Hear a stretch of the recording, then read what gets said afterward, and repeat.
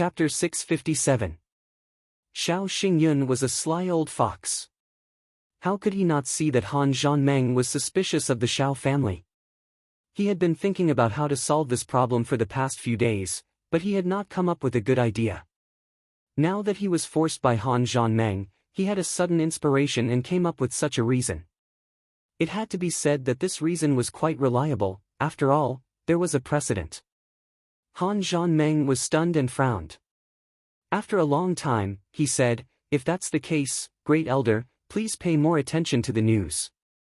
If there are any abnormalities, please report to me immediately." With that, he walked out with a heavy heart. In his heart, he was thinking, do both of my daughters have to walk this path? Looking up at the misty snow mountain Sword Peak, Han Zhanmeng's heart was in turmoil. His eldest daughter, Yen Yao, was still in seclusion up there. It was a punishment, but it was also her own choice. It had been nearly 10 years now. Han Zhanmeng let out a long sigh, and his eyes flashed with pain. Suddenly, he flew towards the Sword Peak.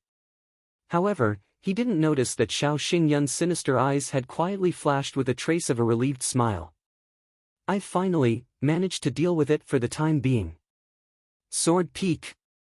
This was the key to the oath that the Dongfang family was forced to make. The Sword Peak collapsed. All the Xian beasts came out of Tianfa. This was the highest peak of the snow mountain. The whole mountain was shaped like a huge sword, piercing straight into the clouds. The lower part of the mountain was round, and the upper part gradually shrank. On both sides of the mountain, there were two mountain ridges protruding, like the two handguards of the sword. Above it was a tall and straight mountain, piercing into the depths of the sky, straight into the clouds. This towering mountain at the top of the snow mountain was majestic and steep, and covered a radius of dozens of miles. When it came to collapsing the Sword Peak and the snow mountain, this was an almost impossible task. How could such a majestic mountain collapse just like that? Han Zhanmeng could not help but think of that battle and that oath. He could not help but feel sad for the Dongfang family, from the bottom of his heart. Such an outstanding assassin family was sealed in this remote and desolate place for all eternity by a vow. Furthermore, he had no hope of making a comeback. How could he not be sad? According to altitude sickness, the higher one went, the more difficult it would be to breathe. This was because the higher the altitude, the thinner the air would be. This was especially true in this place. If an ordinary person came here, they would be in danger of suffocating at any time. But for these experts who were familiar with the climate of the plateau, it was not a problem at all. On the contrary, the higher one was, the denser the spiritual qi of heaven and earth would be. This was greatly beneficial to the cultivation of Xian techniques. Snowflakes fluttered in the air. This was the case at the top of the snow-capped peak. It snowed all year round. This also caused some strange phenomena. For example, some of the mountains were hundreds of feet tall, but they were not actually that tall. Most of them were formed by the accumulation of ice and snow over the years. If there was high temperature, it was very likely that the ice and snow would turn into a gurgling stream in a few days. However, in such a snowy world, how could there be high temperature? Han Yanyao's seclusion cave was already very close to the top of the mountain. The temperature there was even colder, almost double the temperature at the bottom of the snow-capped peak. But if one were to practice here, it would be more efficient. For generations, there were many outstanding disciples of the Silver City who had secluded themselves here. But the longest period of seclusion was no more than 3 years. Most of them could only last for 3 to 5 months. This was because humans were social animals. If they were to live alone, 1 or 2 days might not be a big deal. But if they were to be separated from the group for a long period of time, no one would be able to stand it. That loneliness and boredom could drive people crazy. Especially in the last few hundred years, this place had gradually become a place where they were punished to face the wall. But Han Yanyao had already been in seclusion here for over 10 years. Even Han Zhanmeng, as her father, could not imagine how his daughter had endured these 10 years. The madam and the great elder had tried countless times to get her to come down, but she had always refused. She refused to give a reason. Han Zhanmeng sighed softly. Looking at the cold, dark cave, he finally stepped in. Inside the cave, not only was it not warmer than outside the cave, it seemed to be even colder. As far as the eyes could see, it was an illusion of ice and snow. There were ice pillars and walls that were as smooth as jade everywhere. There were no mirrors, no combs, no tassel-embroidered tent, and no soft bedding. As far as the eyes could see, there was nothing that could be called enjoyment. Even the basic daily necessities were hard to find. Was this really a girl's residence? Inside the cave, on the only ice jade platform in the center, a woman in white with black hair trailing over her shoulders sat cross-legged. Her eyes were slightly closed, and her hands were quietly placed in front of her abdomen, as if she was silently practicing. There was no sadness or joy on her tranquil face, only tranquility. It was as if her whole body had melted into the ice cave, almost like she was not a living person. Han Zhanmeng felt an inexplicable pain in his heart. Was this still the daughter who hugged his leg and begged him to tell her stories? Was this still the same carefree daughter who ran around with a face full of smiles? How could she become like this now? Han Zhanmeng's heart was filled with mixed feelings, and he finally called out softly. On the jade platform, Han Yanniao suddenly heard the voice and opened her eyes slightly. Unexpectedly, her father appeared in front of her. There was a rare trace of warmth in her calm eyes, but there was still no change in her expression. "Father, it's you." Living alone on the icy peak all year round and suffering in her heart caused her to be unable to smile. She didn't even speak much. At this moment, she had become like the snow peak that had existed for thousands of years. She refused to melt. It was rare to melt. Perhaps, in this world, except for that person, there was no one else who could make her smile. Facing his eldest daughter, Han Zhanmeng felt speechless for a moment. The alienation and unfamiliarity that his daughter exuded made his heart ache for a moment, and he was speechless. After a long time, Han Yanniao finally took the initiative to ask, "Father, why are you here today?" Several thoughts went through Han Zhanmeng's mind, but he suppressed them and changed the topic. There is one thing that I still don't understand. It has been a whole 10 years, and until today, my doubts have not been solved. Today, I came up to have a good talk with you. Han Yanniao raised her eyebrows slightly in surprise. Please enlighten me, father. When you went down the mountain, you saw the third son of the Jun family, Jun Wui, and fell in love at first sight. Afterwards, I went down the mountain to see Jun Wui, and to see him. In all fairness, he is indeed a good man, and can be regarded as an outstanding talent. However, in my opinion, no matter in which aspect, he is not as good as Xiao Han. I still don't understand why you made such a decision. Could it be that Jun Wui is truly extraordinary? Could it be that I, your father, was mistaken? Han Zhanmeng said that this question had been bothering him for a whole 10 years, and it was not wrong. But the biggest reason he brought it up today was because of the Great Elder's speculation. If the Great Elder's speculation was true, would both his daughters have the same fate? Hearing the words Jun Wui, Han Yanniao's eyes flashed, and a hint of softness appeared in them. Even the cold expression on her face seemed to melt a little, but it quickly disappeared. She said lightly, "Father, is this why you don't understand? I thought you already knew about it." "What do you mean?" Han Zhanmeng frowned. In the past, Jun Wui was not as handsome as Xiao Han, nor was he as considerate as Xiao Han, who deliberately flattered his daughter. In terms of Xian cultivation, he was far behind Xiao Han. In terms of family background, one was a secular official, while the other was from a super family. The difference was like heaven and earth, and there was no room for comparison. I believe that Jun Wui is nothing in comparison to Xiao Han in most people's eyes. He doesn't have any redeeming qualities, Han Yanniao said indifferently. If you understand this, then why did you? Han Zhanmeng did not expect to hear such words from his daughter. He thought that she would praise Jun Wui greatly, and that he would surpass Xiao Han in every aspect. Unexpectedly, what came out of his daughter's mouth was very different from what he had imagined. Yes, in terms of external conditions, Junwui is indeed not as good as Xiao Han. This is also why I said that in the eyes of most people, Xiao Han is better than Junwui. But unintentionally, he made me feel that this is a person, and a man at that. Han Yanyao's cold eyes shone with a blazing flame. At that time, his Xian cultivation was not high, but he often helped people, and did not seek fame or fortune. He was upright, and had an awe-inspiring character. Although he was not good-looking, his heart was as broad as the sea, and he had the spirit of a man. His family may be ordinary in our eyes, but in Tianxiang, it could be considered one of the best.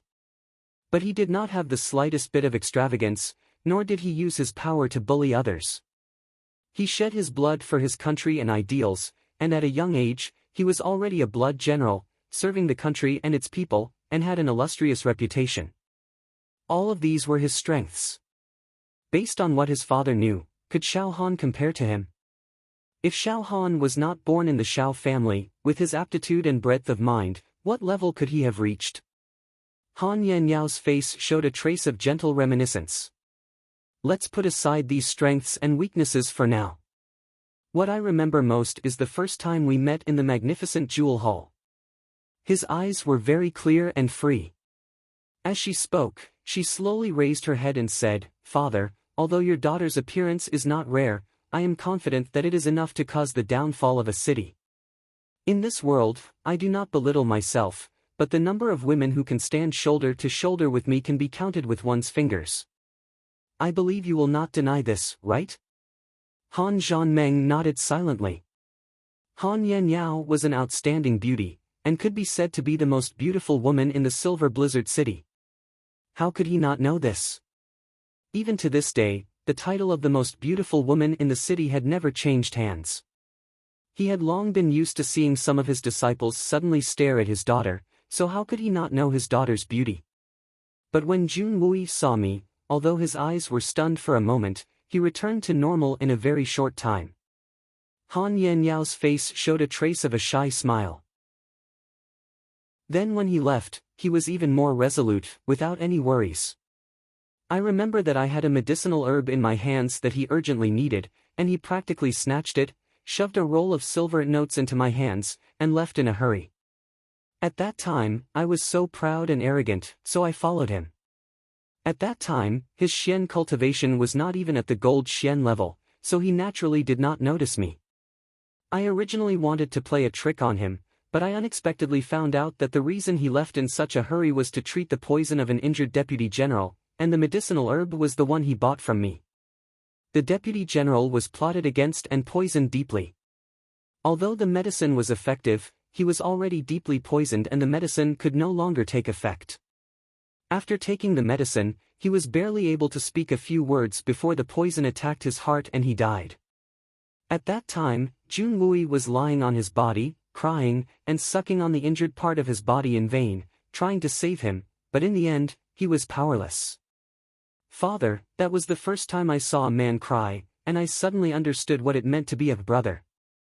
Han Yanyao's face was full of sorrow. I quietly left, and when I returned, I often saw the image of him holding the corpse and crying bitterly. For the sake of a brother who was almost hopeless, and who was only his subordinate, he gave up the opportunity to be alone with me, and hurriedly returned, without the slightest bit of reluctance. After a few days, we met again, and he was sending his elder brother off to battle. So, after meeting him again and again, I felt that although Junwui was not a peerless genius, nor was he a descendant of a super-aristocratic family, he was a real man. In front of me, he never concealed himself, he was very honest, and very frank. Han Yanyao quietly said, "What other people think, what they say, I don't care, but in my eyes, Xiao Han is a very fake person." The way Xiao Han looked at me was very intoxicated, but also full of pride. It was as if he was looking at something that belonged to him, as if I was already in his palm, but the way Junwui looked at me, was only love and respect. So, I like Junwui, and hate Xiao Han. Han Zhanmeng sighed deeply. Perhaps there is another reason. Xiao Han is the future son-in-law you all chose, and you never asked for my permission.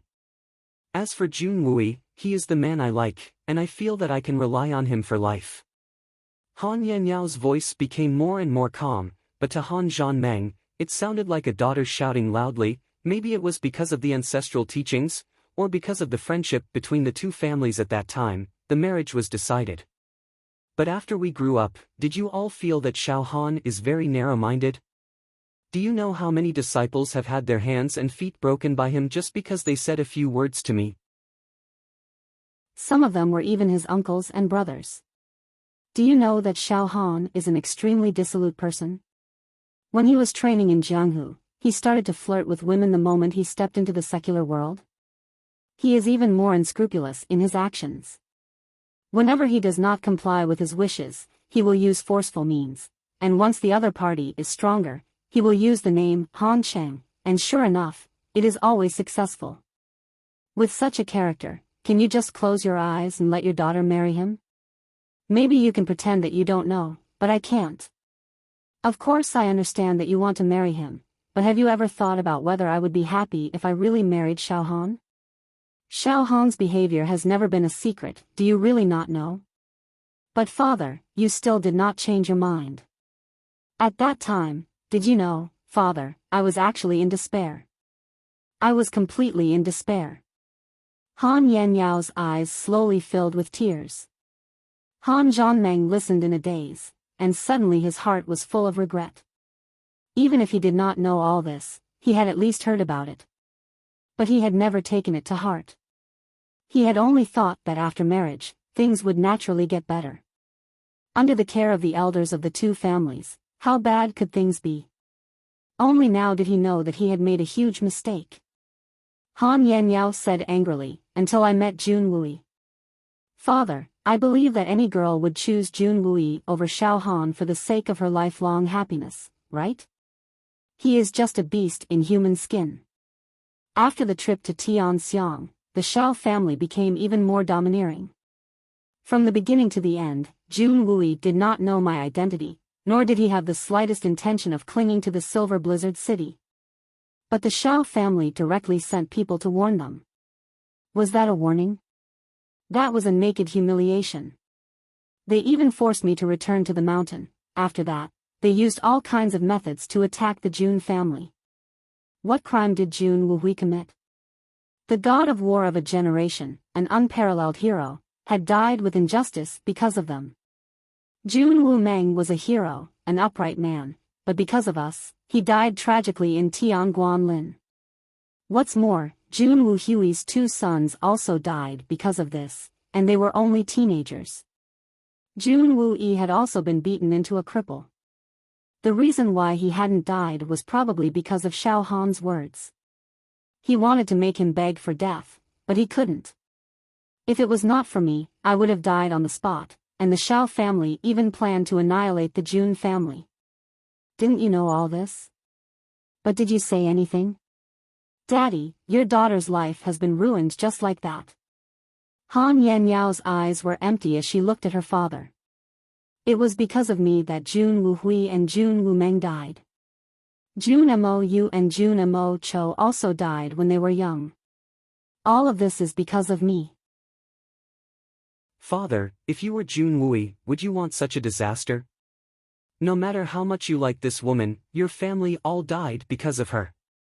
Would you still accept her?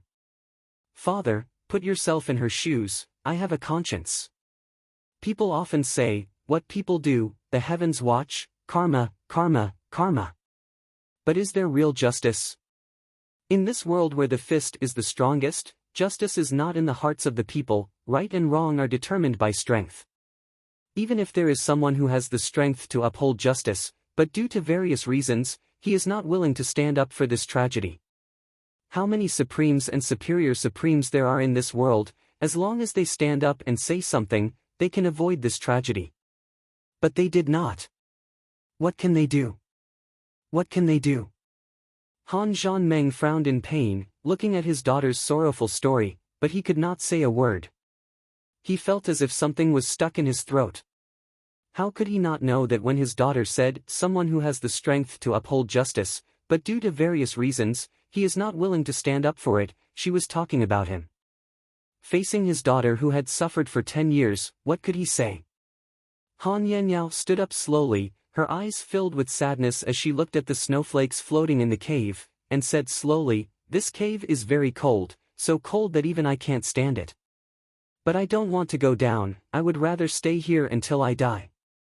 I don't want to go down and see those familiar faces, because it makes me sick. It makes me hate, it makes me want to kill them all. They are not worthy of being human."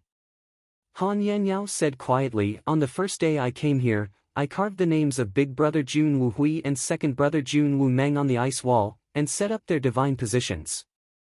Later, I found out that my 2 nephews also died because of this. I stayed here and worshipped them. There is no incense or paper money here, only me, a sinful woman, kowtowing 3 times a day. Other than that, I can do nothing else. I can only face them every night and sincerely say sorry to them, say sorry. I know it is meaningless, but I will still do it, accompany them like this, because I have let them down, and I will never be able to atone for it in this life. Their deaths are my responsibility." Han Yanniao's face was frighteningly calm, "and I am Jun Wuyi's woman. I am a member of the Jun family. Father, we don't have an official marriage. We don't even have the incense and candles. We don't even have the words of a matchmaker. But, I've already decided that I'm a member of the Jun family. If I were to die here one day, I hope that Father can fulfill my wish and bring my remains back to the Jun family for a proper burial. This may be the last request of a daughter to a father in this life." Han Zhanmeng slowly stood up and sighed to the sky. He had always thought that he would see his long-lost daughter again this time. He must have had a lot to say, but now he found himself speechless. He couldn't say anything at all. That's right, the heavens are watching. Those who have the power to uphold justice, for various reasons, are not willing to stand up. But what? What? He himself, daughter, you don't have to be so pessimistic. Maybe Jun Wu Yi will come to the Silver Blizzard City one day to pick you up when he is successful in his cultivation. As long as Jun Wu Yi has such strength, I will definitely help you too. Han Zhanmeng took a deep breath and made a promise, even if I have to fall out with the Shao family, I will make sure that your wish is fulfilled this time. Father, if you had said this 10 years ago, perhaps all the tragedies could have been avoided. But now, it is too late. The tragedy has been cast, and the dead cannot be brought back to life. Even if he doesn't. I believe that he will come to the Silver Blizzard City, but not to pick me up. It is for revenge. The blood feud between the Jun family and the Silver Blizzard City is irreconcilable. I know his temper very well. The blood feud between the 2 brothers of the Jun family is a sore point for him, and it is also a sore point for me. This kind of sore point cannot be eliminated. Father, that's a brother made of flesh and blood. Our Han family and the Shao family are only brothers of different surnames, and we have been protecting each other for thousands of years. Not to mention that we are brothers of the same mother. Han Yanniao smiled sadly and said, Father, when Jun Wu Yi climbs the snowy mountain, my life will end on the day he arrives. I will personally go to the underworld to apologize to Big Brother Jun, Second Brother Jun, and my 2 nephews. No! I will not allow it. Han Zhanmeng's body trembled with fear, and he shouted sternly, You cannot be so reckless. If you do this, how will your mother and I face it? Father and mother's shock at my passing? I am sure they will be very sad. However, Jun Wu Yi had to face the torment of having his 2 brothers and nephews die for him every single day and every single night of the past few years. How will he face it? Father, Xiao Han said that he would make Jun Wu Yi suffer a fate worse than death, and he has done it. I believe that Jun Wu Yi will suffer a fate worse than death for the past 10 years. Much worse. Han Yanniao laughed coldly, since he has committed a sin, he will have to pay the price. Apart from using human lives to pay this price, there was nothing else that could be used to pay this price. I only hope that the Han family of the Silver Blizzard City won't stand on the side of the Shao family when that day comes. That would only add to our mistakes. Han Zhanmeng looked up to the sky and sighed, and he said in a low voice, Yao, you don't have to wait too long. The Jun family has already released the news that they will attack the Silver City on the 2nd of February this year. This news is already known to the whole world. On the 2nd of February, they will destroy the Silver City with one sword. This is the declaration of war from the Jun family. Han Yenyao suddenly jumped up and looked at her father with wild joy. Her voice trembled as she said, Daddy, is this real? You are not kidding me, are you? Of course it's true. Do you think I'm joking when I say that foreign enemies are attacking the Silver City? Han Zhanmeng nodded speechlessly. Looking at his daughter's happy face, he suddenly felt powerless. His own daughter was so happy that the enemy was going to attack them. The Jun family had said that they were going to attack the whole Silver City, and not just the Shao family. Then, how strong is the Jun family now? If they don't have full confidence, won't they be in danger? Han Yenyao asked worriedly. The strength of the Jun family? They are stronger than the Silver City. Han Zhanmeng smiled bitterly, you can rest assured. That's great. Don't worry, father, Wu Yi is not someone who kills indiscriminately. Attacking the Silver City is just to take revenge on the Shao family. He will never implicate the innocent. I trust him on this. Han Yanyao's eyes were full of deep hatred. When the time comes, I want everyone in the Shao family, starting from Shao Han, to die without a whole corpse. Not even the chickens and dogs will be spared. I hope so, but the Shao family. Han Zhanmeng looked troubled, and it was difficult for him to say it out loud. The Shao family? What happened to them? The Shao family has been very strange lately. Han Zhanmeng sighed. At the top of the sword peak, facing only his daughter, he finally voiced out his suspicions. Something is very strange. What do you mean? Han Yenyao frowned and looked at her father. It is very strange.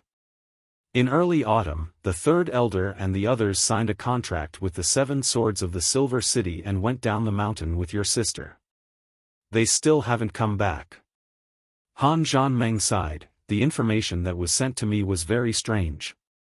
I had already felt that something was wrong. But none of the people I sent to gather information came back. And, during this time, the Shao family has been paying more attention to the intelligence system of the Silver City. Almost none of the information was sent to me.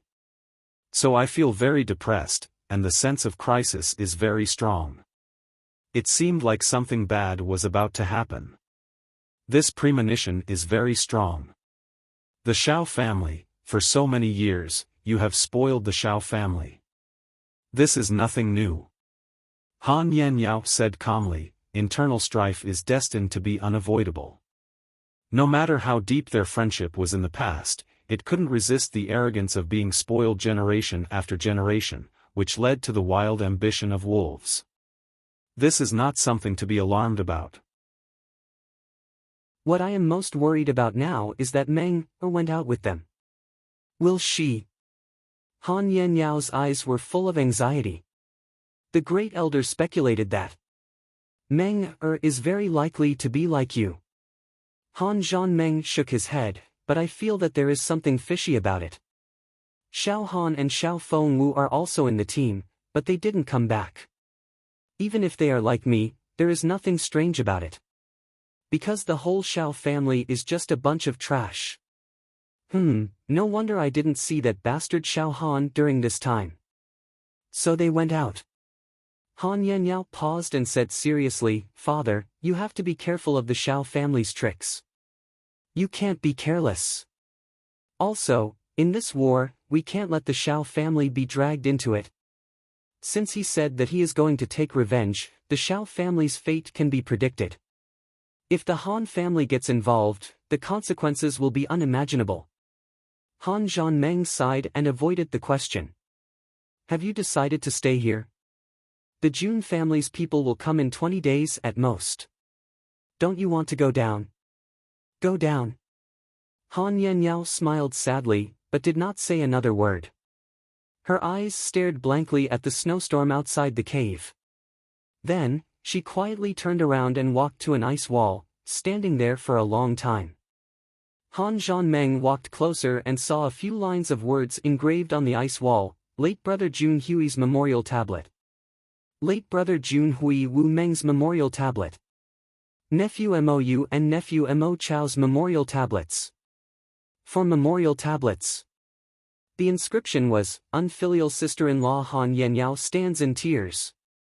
Han Zhanmeng suddenly understood his daughter, and seemed to have touched the misery in his daughter's heart.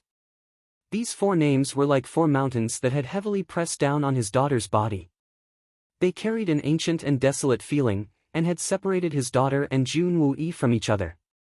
Even if Blizzard's Silver City was destroyed and the Shao family was destroyed, this mountain in her heart could not be removed.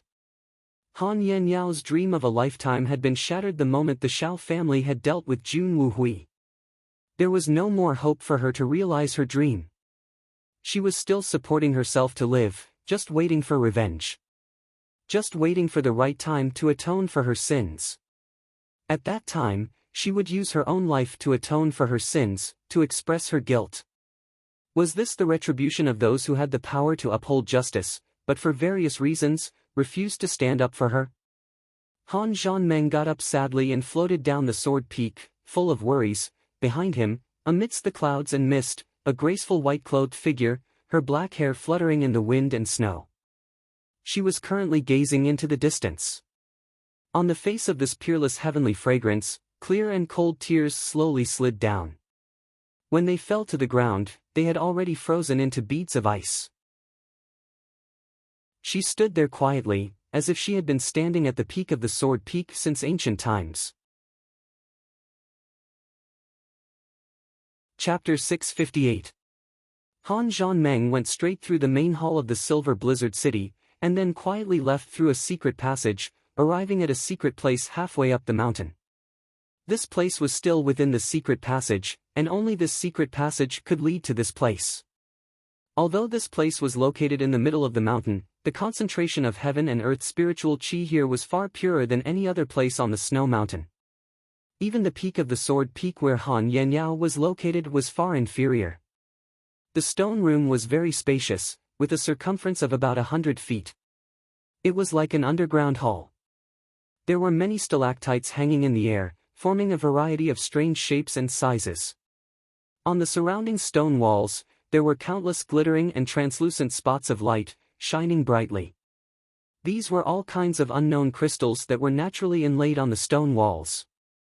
At the very center of the stone chamber, there was another peculiar shape. It was roughly hexagonal, and on each corner, there was a huge white crystal that naturally protruded from the ground. It happened to form 6 white petals, and the center was naturally arranged to form a lotus seat. The gentle light emitted by the mystical crystals from all directions and even the ceiling of the cave coincidentally gathered in the middle. As the light gathered in the middle, it formed a light pillar that was almost tangible. It went straight to the top of the cave, and after being refracted by the top of the cave, it once again connected with the crystals in all directions, forming an indescribable subtle cycle. The power of nature was indeed magical. And within this huge light beam, which was as thick as a bucket, was a dense fog. If an expert with profound Xian cultivation were to carefully examine this fog, it would not be difficult to discover that the fog was actually the purest heaven and earth spiritual qi. This was the biggest secret of the Silver Blizzard City. This was a stone room that was completely formed by nature. In this stone room, sitting on a naturally formed lotus seat, one's cultivation progress would be at least 10 times faster than in the outside world. Throughout history, only one person could enter this place. Only the Lord of the Silver Blizzard City, the leader of the Han family. This secret had always been passed down by word of mouth and would never be leaked to outsiders. However, this stone chamber also had a greater restriction. If one's strength had not reached the superior supreme level and recklessly entered the lotus seat to cultivate, then it wouldn't take long before his body exploded and he would die. In fact, this was also reasonable. After all, the heaven and earth spiritual chi contained in this place was too thick, and the quantity was too great. Even experts who had reached the level of Superior Supreme could not cultivate on the Lotus platform for too long. However, the successive city lords were still able to cultivate in this stone room. As long as they didn't enter the Lotus pedestal, they wouldn't be overwhelmed by the overabundance of spiritual qi. Although his cultivation speed was far inferior to cultivating on the Lotus platform, it was still 3 to 4 times faster than cultivating outside. Therefore, the city lords of the Silver Blizzard City were able to become great masters at a very young age. Take Han Zhanmeng for example. His innate talent was only above average, but he was able to successfully break through the ranks of the Supremes before the age of 50. Now, he was trying to break through the ranks of the Supremes.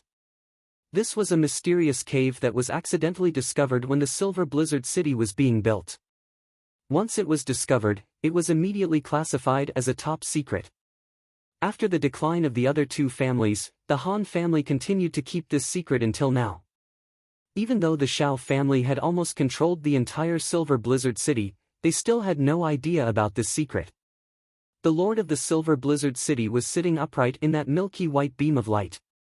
He was the third Great Master among the 8 Great Masters. He was second only to the Chief Great Master Yun Bichen and the Great Master Li Ju Tian, the Great Master of the Snow Blizzard City, Han Feng Shui. But Old City Lord Han's current level could no longer be judged by the Supremes.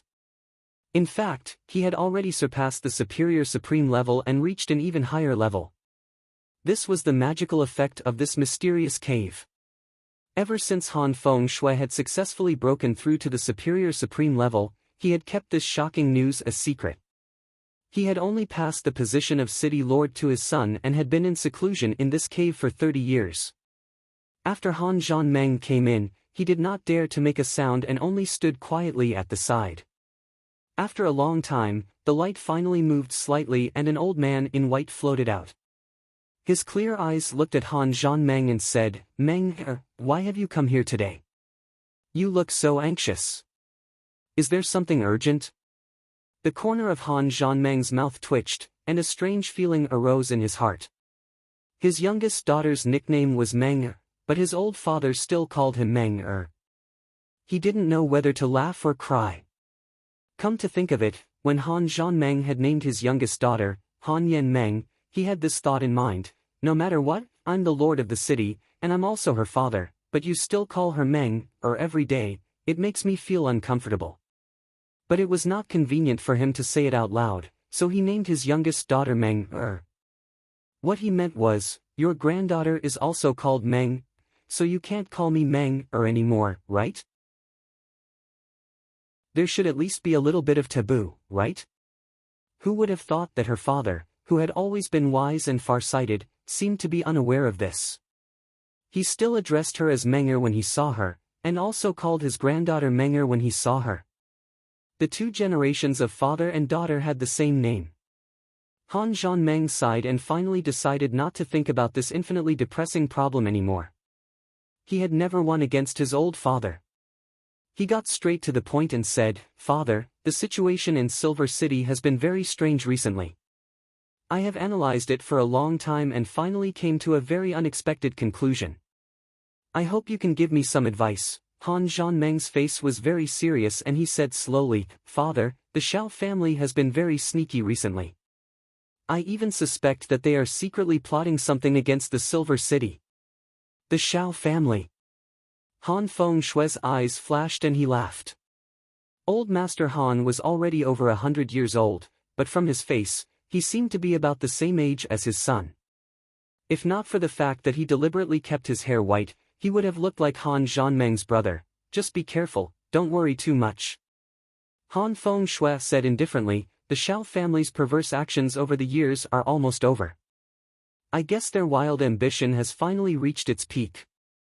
However, they don't have the power to directly shake the Han family. They can only play dirty tricks in the dark." "Then what do you mean, father?" Han Zhanmeng was startled. He thought that his father would be shocked when he said such a big thing, but he didn't expect such a casual reaction. If the Shao family has no ulterior motives, then we, the Han family, must continue to follow the teachings of our ancestors and continue to support each other through thick and thin.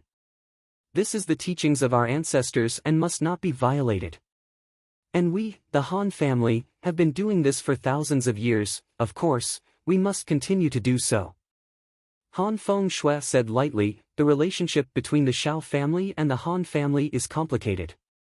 Now, it can be said that you are in me, and I am in you. Whether the Silver City loses the Han family or the Shao family, it will be a great loss, and they will have to pay a heavy price. Therefore, for generations, we have carefully protected each other. It would be a lie to say that it is not tiring. Under such circumstances, the Han family has always been the leader of the Silver City, and the Shao family as a support. The Shao family has never been the leader. It would be impossible for the Shao clan to not have any complaints after such a long period of accumulation. Therefore, sooner or later, the Shao family will have the intention to take over the Silver City. This is human ambition, human desire, it is inevitable, there is no need to make a fuss about it. Han Fengshui's eyes shone with wisdom as he looked at Han Zhanmeng and said with a smile, in your generation, I don't know if it is a coincidence, but there are no male heirs, only 2 girls. Therefore, the Shao family's ambition is growing. In addition, there is a strong fear, so it is reasonable for them to choose this time to act. Because this is the best time. Reasonable? Han Zhanmeng was speechless. Could it be that it was reasonable for the Shao family to betray the Silver City? Of course it is reasonable, why not? Any family that had been enslaved by another family for thousands of years would want to be the master of their own family. Although we, the Han family, have never enslaved the Shao family, but for thousands of years, the Shao family has done many things for us. It is natural for the Han family to do the same thing, but for the Shao family to do it, in their hearts, it is slavery. Different status, different mentality. This has been the case since ancient times. Moreover, after putting in so much effort, it is the Silver City that reaps the benefits, not the Shao family. If it were you, you would feel the same way, right? Han Fengshui smiled and said, therefore, the old saying, those who are not of our race are bound to have a different heart. This old saying is very reasonable. So, what should we do? The oath made by our ancestors still hangs in the hall. As long as the Silver City exists, the descendants of the Shao family will never die. Generation after generation, the ancestral teachings will never be broken. Han Zhanmeng recited the ancestral teachings in a low voice and frowned. If we act up and deal with the Shao family, won't we be going against the ancestral teachings? This matter was witnessed by the whole world, this. Who said you should deal with the Shao family? Han Fengshui frowned and looked at his son. Why do you want to deal with the Shao family? Ah! Han Zhanmeng was confused by his father. His eyes widened and he did not know what to say. He stammered, not deal with the Shao family? Then, don't tell me we're going to hand over the Silver City's foundation? Chapter 659. This. Han Zhanmeng seemed to have understood a little, but his mind was still a mess. Breaking the promise, we can't be the first to break the promise. But what if the Shao family breaks the promise? That's their problem. Although our ancestors forbade us from breaking the promise, he didn't tell us to stretch our necks and wait for death, right? Han Fengshui snorted and said, the Shao family breaking the promise makes them enemies. And it's a life and death grudge that wants to destroy the Han clan. Do you need me to teach you how to deal with enemies? Besides, if the Shao family really makes a move, it's a great thing for the Han clan. Because we can finally get rid of this. He didn't continue, but the meaning was clear. I understand. Han Zhanmeng bowed his head in complete submission. His father's wisdom, decisiveness, and sharpness were far beyond his own. Good. Meng, you have to understand one thing. The so-called brothers, there is another saying, 2 brothers for a lifetime. You have to look at this sentence cautiously, especially the first 3 words, 1 lifetime. This is the key. Han Fengshui sighed and said, brothers can go through fire and water for each other, even die 10,000 times. However, after this life, the descendants of brothers might not necessarily become brothers. If it goes on for a few more generations, they may become passers-by, or even enemies. He sighed and said, even if they are brothers born from the same mother, after a few generations, the blood relationship will fade. Not to mention the descendants of brothers with different surnames. As time goes on, is there ever a banquet that doesn't come to an end? So, don't forcefully transfer your feelings to the next generation. Because that's a shackle to the next generation, an enormous shackle. I'll remember, I won't forget. Han Zhanmeng finally relaxed. Since his father said so, he was already prepared in his heart.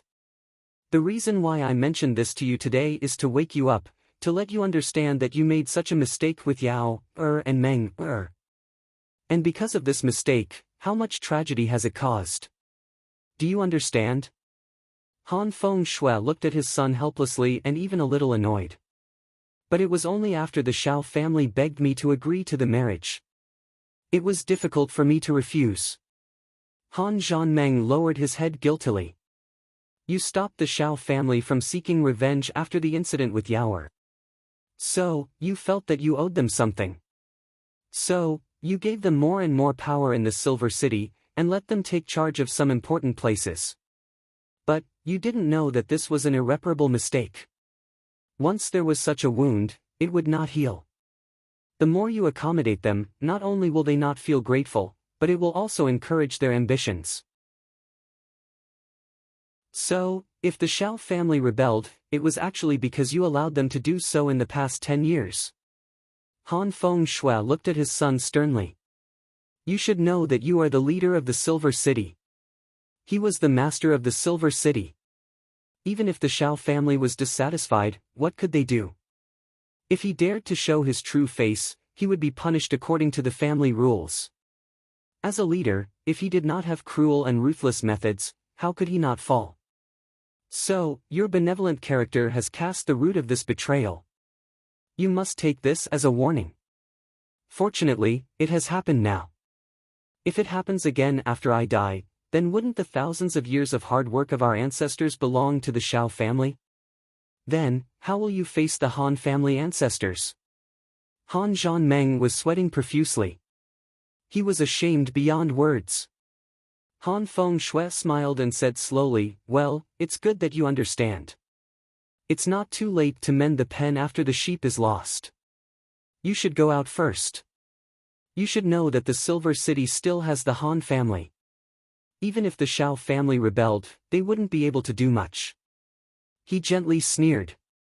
Then, he casually said, do you think that you're very powerful just because you've got more than 20 spirit Xian experts? Han Zhanmeng was relieved. He suddenly felt that there was nothing in the world that was worthy of his attention. His father was already a super expert at the Venerable Realm. If the Shao family Shen Xian couldn't even enter his eyes, then in his father's eyes, wouldn't he be no different from a chicken or a dog? There's one more thing, it's about the Jun family. Jun Moxie from the Jun family has announced that he will come to the Silver City on the 2nd of February to take revenge on the Shao family. Father, do you have any other opinions on this? Han Zhanmeng was about to leave when he suddenly thought of this matter and asked. The cycle of karma and retribution. The Shao family should bear the consequences of their own actions. The Han family must not get involved in this matter. Han Fengshui's eyes flashed and he said in a low voice, even if the Shao family did not rebel before this, we must not get involved. 10 years ago, the Jun family was bullied by the Shao family without the slightest ability to resist. But today, they can fight back. It's only been 10 years, you have to see what this means. The Jun family is definitely not a party to be trifled with. Han Zhanmeng's heart skipped a beat and he walked out with his head down, suddenly feeling relaxed. The only thing on his mind now was the safety of the third elder and his daughter, who had been away for a long time.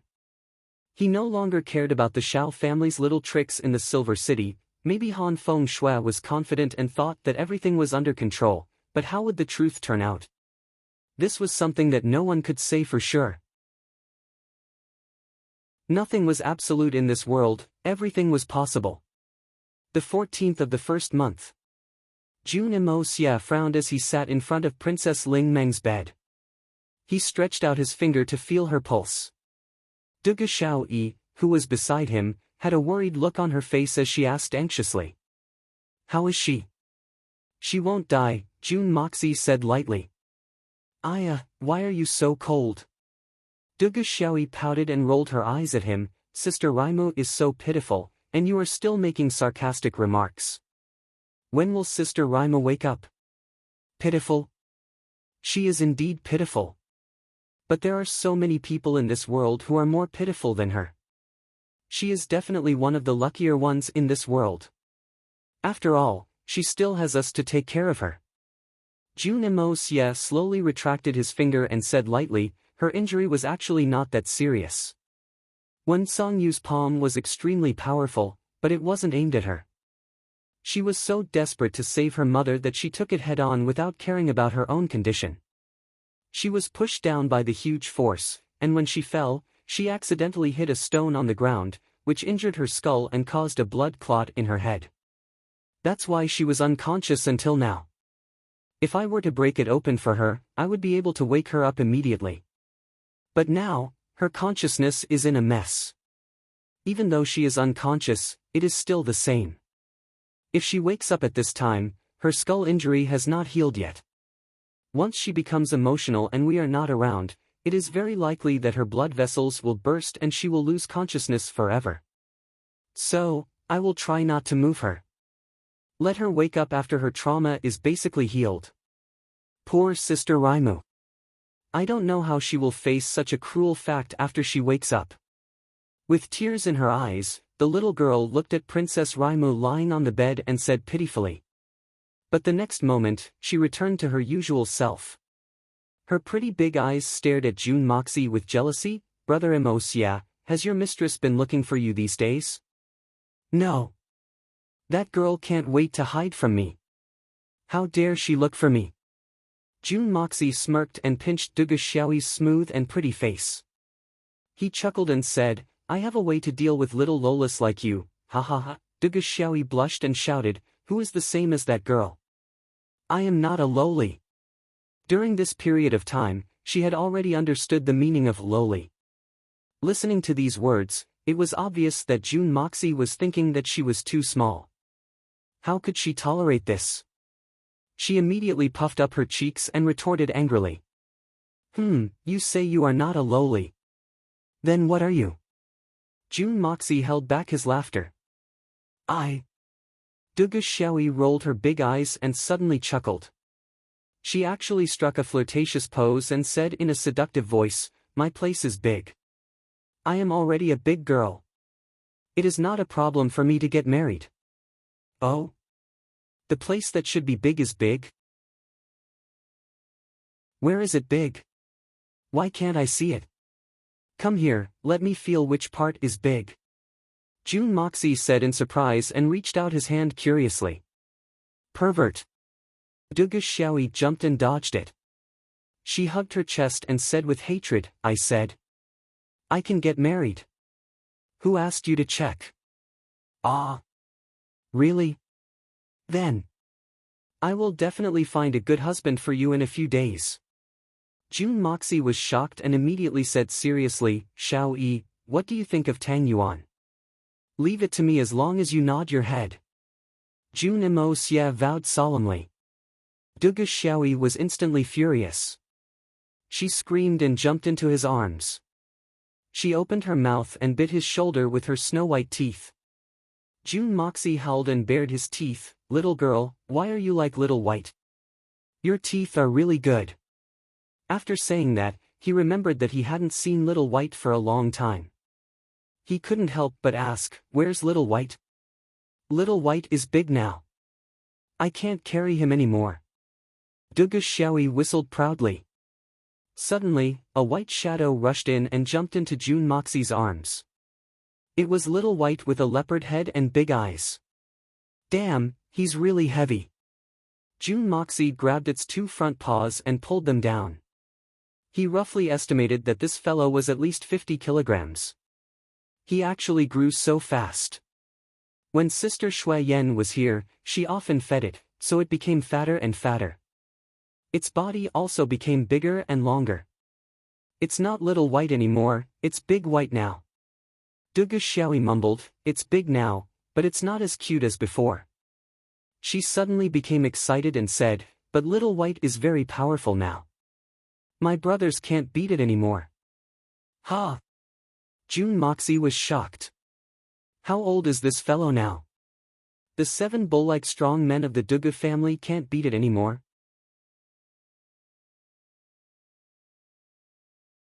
Chapter 660. June Moxie didn't know that when Mei Shuiyan was here, she had fed Little White good food that the previous leopard kings couldn't even get their hands on. Under such extreme stimulation, in addition to the fact that Little White had already been promoted by June Moxie, it naturally grew at a godly speed. Not only that, the strong medicinal effects of those good food were still in its body that hadn't been completely digested. If it was completely digested, it would probably be comparable to a peak 8th level Xian beast even before it truly grew up. One had to know that a peak 8th level Xian beast was equivalent to an expert like Tian Xian. However, the moment he mentioned Mei Shuiyan, June Moxie couldn't help but feel a little startled. Had she already left for so long? Her return date was set at the 2nd of February. She would be back in a few days. Dugu Xiaoyi sensitively noticed that he was distracted and couldn't help but say worriedly, Big brother Mo Xia. You have big sister Shui Yan, but you can't abandon me. I'm already yours, I've been yours even longer than big sister Shui Yan. June Moxie almost spat out the tea in his mouth as he asked with a dumbfounded expression, what? Since when are you one of my people? When did this happen? Why didn't I know about it? It's yours. It's yours. Dugu Xiaoyi pouted and shouted, anyway, you can't abandon me. I want. Of course I want. June Moxie suddenly beamed with delight and stretched out his hands, come, good Xiaoyi, let big brother hug and kiss you, and also check where you've grown big. Dugu Xiaoyi shrieked and looked at him while trembling, you. What do you want to do? Don't mess around. Since you're already mine, what's wrong with hugs and kisses? Isn't this proper procedure? Come, don't be shy. June Moxie's smile became even more sinister. You, don't come over. I'm going to scream. Dugu Xiaoyi jumped, and almost jumped to the door. Her face was deathly pale, and she still had some lingering fear in her voice, no, no. I saw it that day. Sister Qing Han was very miserable because of you. I. Suddenly, she turned around, and ran away. June Moxie was stunned. I saw it that day. Sister Qing Han was so miserable because of you. June Mo Xia couldn't help but think of Guan Qing Han. He thought of Dugu Xiaoyi's words, and his heart started to burn with passion. Then, he thought of Guan Qing Han and Dugu Xiaoyi's words. Although this little girl was quite fierce at times, she was still quite cute most of the time. He walked out of the door with a smile on his face. He wanted to see if the little girl had gone far, but he didn't expect to see another little girl, Han Yan Meng, hopping over with her hands clasped behind her back. June Moxie laughed and said, Aya, it's my little wife. We're really fated. Are you here to warm my bed? Quick, quick, let's hurry while it's still early. Han Yan Meng screamed as soon as she saw him. Her beautiful face turned pale. She turned around, and hastily ran away like a fish that had escaped the net. The young Master June had been feeling very happy since he had managed to deal with the 2 little Lolas in such a short time. In fact, he felt very proud and elated. So, he smiled mischievously, turned around, and walked towards his courtyard. He was about to enter the Hongjun Pagoda to refine pills, but he was stopped by Jun Wui the moment he turned around. As the 2nd of February approached, Jun Wui was even more diligent in his cultivation. But his appearance here surprised June Moxie a little. The 2nd of February is approaching. What are your plans? Third Master June had buried this matter in his heart for a long time. His eyes were burning with passion. Wait! Jun Moxie said. Wait for the people from Tian Fa and the Dongfang family to arrive. Then, we can set off immediately. The journey to the Silver City is a long one. Even if we set off now, we may not be able to make it in time for the 2nd of February. What are your plans? Jun Wui was a little anxious. Third uncle, you must know that Tian Fa has a special kind of flying Xian beast. Jun Moxie smiled and said. I've already arranged everything. We can set off when the people from grandmother's family arrive. So that's how it is. Jun Wui was relieved. At this time, they suddenly heard a voice coming from the door. It was the guard's voice. Young master, may I ask who you are looking for? Sunrise Dongfang, I am invincible. A childish voice sounded. But, it was filled with the vicissitudes of life. Big brother, please tell Jun Moxie that I, Dongfang, am invincible. Jun Moxie snorted and laughed. Sunrise Dongfang, I am invincible. Young Master Jun took a step out of the door, and it was none other than that eccentric little boy.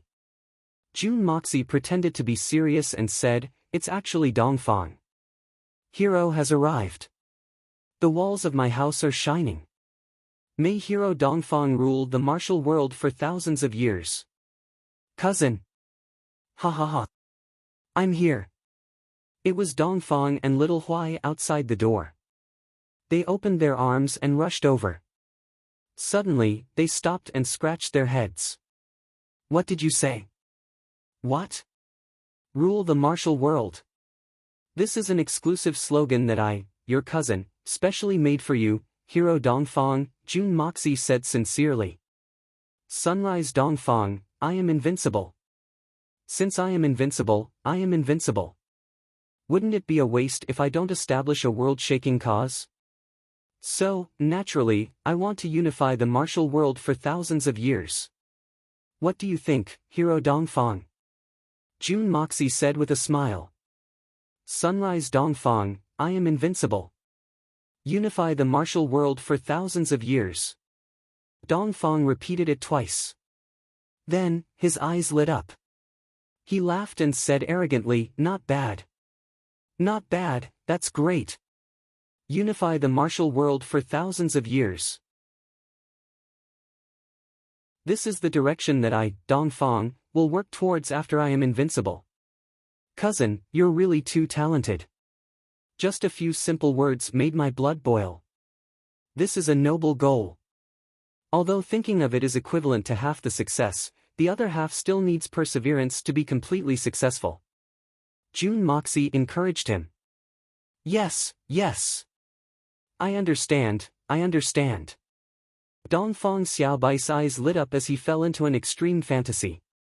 A long, shiny line appeared on the corner of his mouth. Suddenly, he somersaulted in the air and laughed, The sun rises in the east, only I am undefeatable. Unify the martial world for thousands of years. Why ah woo woo woo. Kid, what are you shouting for? A voice came from behind. It was Dongfang Wenqing and the others. They had not seen each other for a few steps, but Dongfang had already jumped over. Dongfang Wendao grabbed his son and slapped his little butt. Silly kid, what are you shouting for? Unify the martial world? This is not something that can be said so casually. Dongfang Wenqing said heavily and looked at Jun Moxie reproachfully. Since ancient times, the martial world has always been divided. Each does their own thing. There has never been such a thing as unifying the martial world. Even the three holy lands do not dare to say that they have unified the martial world. They have always been doing things their own way. If this gets out, the Dongfang family will become the target of public criticism. It's just an ambition. I believe they won't take it too seriously. Besides, if the disciples of the Dongfang family take this as their goal, I believe it's also a good thing. Jun Moxie laughed dryly. His mouth was still talking nonsense, but he felt a little guilty in his heart. After all, the method of bearing children that he had given to his uncle before he left was indeed very effective, but it was also very. Why didn't he go crazy this time? It's such a long journey. It's really tiring. Yeah, is the old man at home? Dongfang Wenqing looked at Jun Moxie lovingly. There was a strong sense of gratitude in her eyes. Jun Moxie was startled. Didn't he realize that there was something fishy about it? And he's still doing it? He can't be so slow, can he? Suddenly, his body twitched inexplicably and he burst into laughter. Jun Moxie's guess was right. Dongfang Wenqing had not realized that Jun Dashao's prescription was a joke. Not only did she not realize that it was a joke, but she also felt that the medicine was effective so quickly and miraculously. She was most grateful to her nephew. How could she know that she had been tricked by her dear nephew? The group of people walked into the Jun family's house accompanied by Jun Wui. They exchanged greetings along the way. Jun Moxie approached Dongfang Wenqing and asked, "Uncle, are you tired?" "What are you talking about? It's been a long and arduous journey. How could I not be tired?" "What nonsense are you thinking about? Don't you have any serious thoughts in your head? You're really asking for a beating." Dongfang Wenqing's face turned red, then black. How could he not know what his nephew was asking about? But how could he say it out loud? He immediately put on the airs of an uncle and reprimanded him sternly. Jun Xie shrunk his head back. He was speechless at the way this fellow was trying to save face. "Fine. I wanted to remind you that you don't have to work so hard. I didn't expect that before I could open my mouth, I would get a hot fart. Just pretend that I didn't say anything. If you want to work hard, then go ahead and work hard." The number of sky rank and earth rank assassins that Dongfang Wenqing and the others brought was quite considerable. Each of them was a top-notch assassin. There were more than 100 of them in total. The three Dongfang brothers were leading them. With the help of Jun Moxie's miraculous elixirs, the former had broken through the bottleneck and entered the ranks of supreme masters. His strength had improved tremendously. Not to mention that his lifelong wish had been resolved by Jun Moxie. It was the time for him to be proud and proud. Especially the sky rank assassins of the Dongfang family. They looked proud and walked with their heads held high. They felt that their lineup was enough to look down on the current generation. In the past, the Dongfang family had shaken the whole continent with their strength. This time, with a lineup that was even stronger than before, they were invincible and no hero in the world dared to be called. But this pride of looking down on the current generation was shattered soon after. Humans were still afraid of comparison. The oncoming grassland eagle deity, Solitary Eagle, had a cold expression. His elegant long hair flew in the wind. His black robe was like iron, and his eyes were like an eagle's. As soon as he appeared, an unprecedentedly powerful aura followed. And this was just the beginning, because the hurricane swordsman, Feng Wanyun, also appeared. His robe was as white as snow. His eyes were as sharp as swords. His body was tall and straight. His face was expressionless and silent like a mountain. But his aura was not the least bit inferior to that of Solitary Eagle. "I'm in a bad mood. I was reported again. Boss called me out of bed early in the morning and scolded me for the whole morning. And I also corrected myself for the whole morning. Well, it was very complete. I was reported for being vulgar, erotic, violent, desecrating traditional culture, affecting cross-strait relations. Well, this time it's not affecting the international environment. But cross-strait relations. Where did that come from? Desecrating traditional culture, where did that come from? What a big accusation. I'm very impressed. I now believe that if the Third World War breaks out, it must be because of this evil monarch from another world. I'm very impressed with myself. Hee, I didn't know that I had such great power. I'm also very happy when I think about it this way, because Jun Moxie definitely doesn't have my ability. Playing the zither under the Chinese gold thread tree, I'll also make fun of myself. The book is still written and the plot continues. To those who report me maliciously, I can only say, I don't know who you are, and I can't control what you do in the future. Do as you please. It doesn't matter. Hearing the cries of the cicadas, don't you plant crops?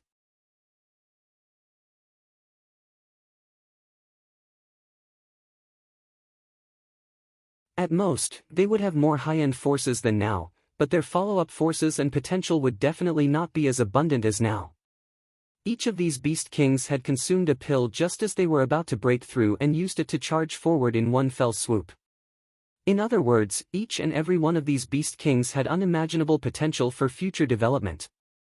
In the future, there might be more than 500 Supremes, or even 500 Venerables.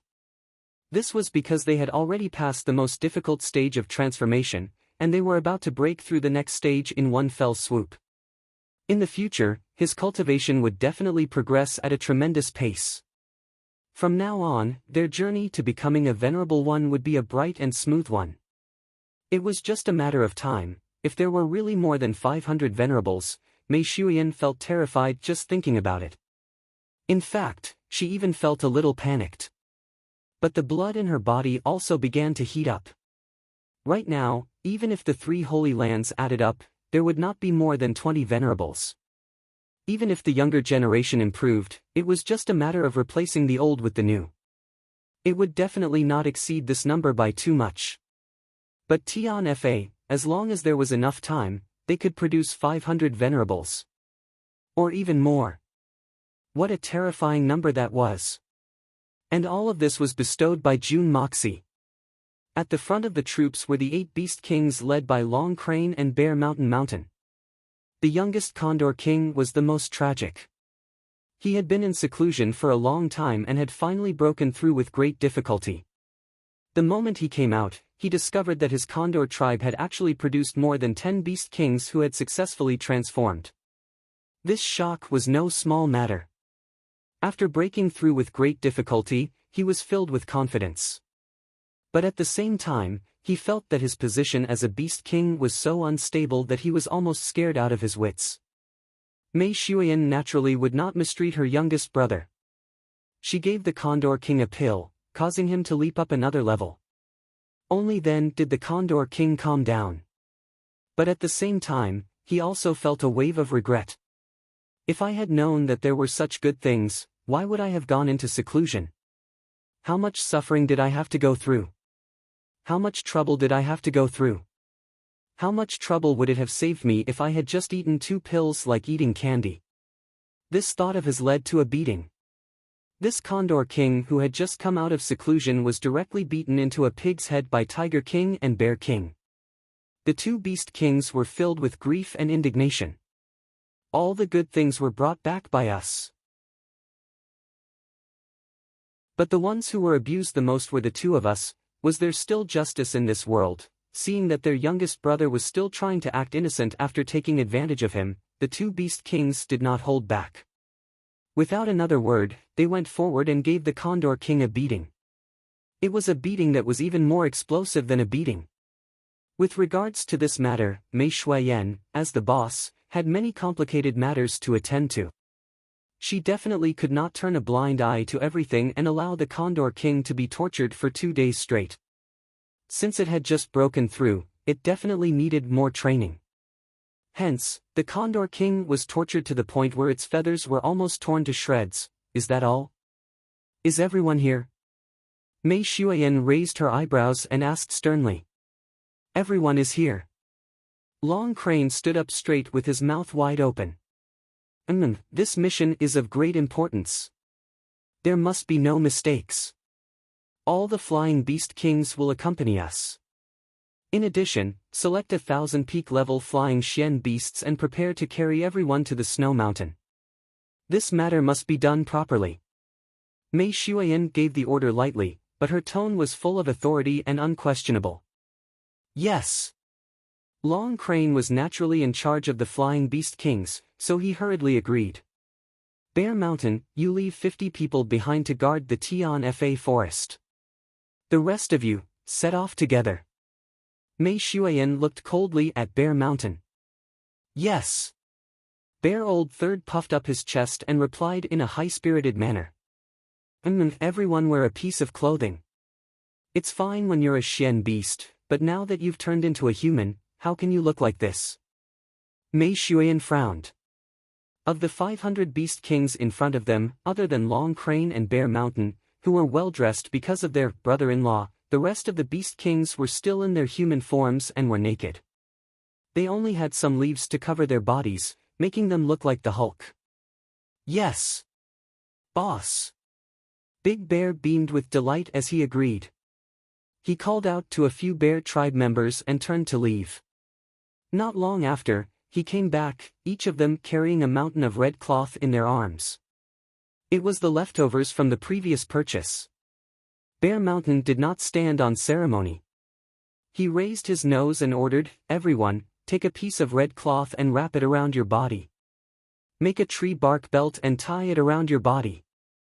Look at all of you, you look like savages with leaves hanging all over your body. How can you behave like this?" Then, Big Bear turned to Mei Shuiyan and said, "Boss, don't you think it's a pity to lose those bear fur coats? If we had brought them back, get lost." Mei Shuiyan only said one word. This guy really has the cheek to say that. Bear Mountain shrank his neck and quickly turned around. He said fiercely, "What are you looking at? Why aren't you putting on your clothes?" "Ah, putting on red cloth?" So, under Bear Big Beast King's order, the 500 strong men all turned into brides, all dressed in bright red. Pfft! The Snake King couldn't help but laugh. It had to be said that such a fiendish and strong man was wearing a red cloth. It was a very visual impact to the people around him. The corner of Mei Shuiyan's mouth also twitched. Then, she returned to her usual cold demeanor and ordered sternly, "Everyone go back and prepare. We will set off in 2 days. If anyone doesn't listen, kill them." "Yes!" The 500 strong men shouted in unison. Their eyes were filled with a wild fighting spirit. "After we go back, we will eat and drink to our heart's content. Go to the Monkey King's place and get some monkey wine. Drink as much as you can. This operation is for Big Sister's future, and for brother-in-law's great cause. Everyone, keep your spirits up. When we get there, if anyone makes brother-in-law angry, I will skin him alive." Bear Mountain glared and roared. It was like a fox borrowing the tiger's might. Roar! The 500 strong men's eyes were filled with excitement. "Ah, fourth brother, it's fine if you mobilize them, but why are you mobilizing my monkey wine as well? That's our treasure, and we don't have much of it. Are you trying to empty it?" Monkey King Ho Chi scratched his head and jumped up to protest. "I can't not protest. How many mouths are there?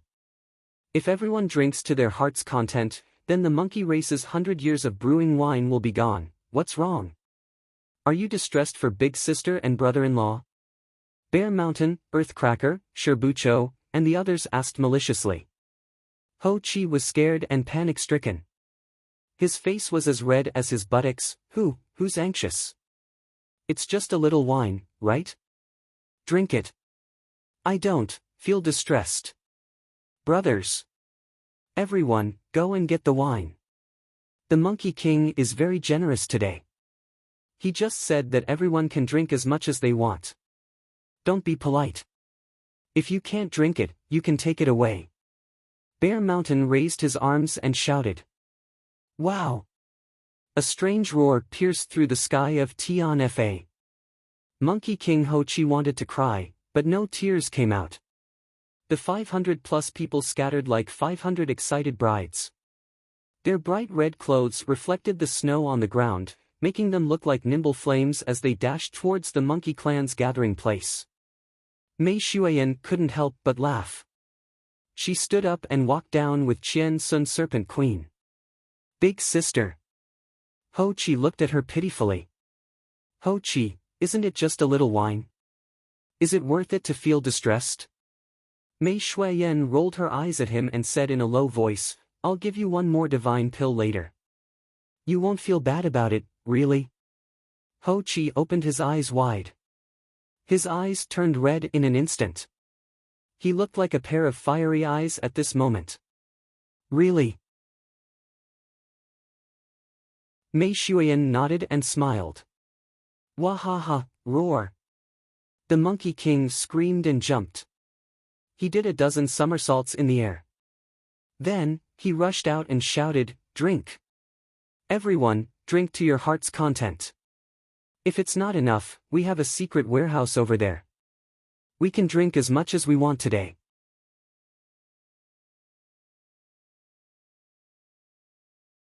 Chapter 662. Seeing the Monkey King acting so funny and changing so quickly, the Qian Sun Serpent Queen couldn't help but laugh out loud even though she was full of worries.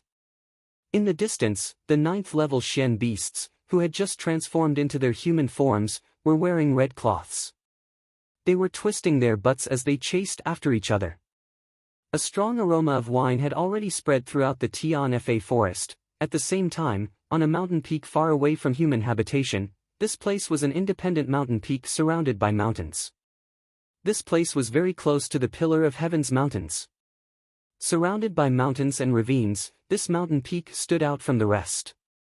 In addition to being surrounded by mountains, it was also surrounded by clouds and mist. The clouds and mist were like white ribbons, floating and sinking halfway up the mountain, faintly discernible.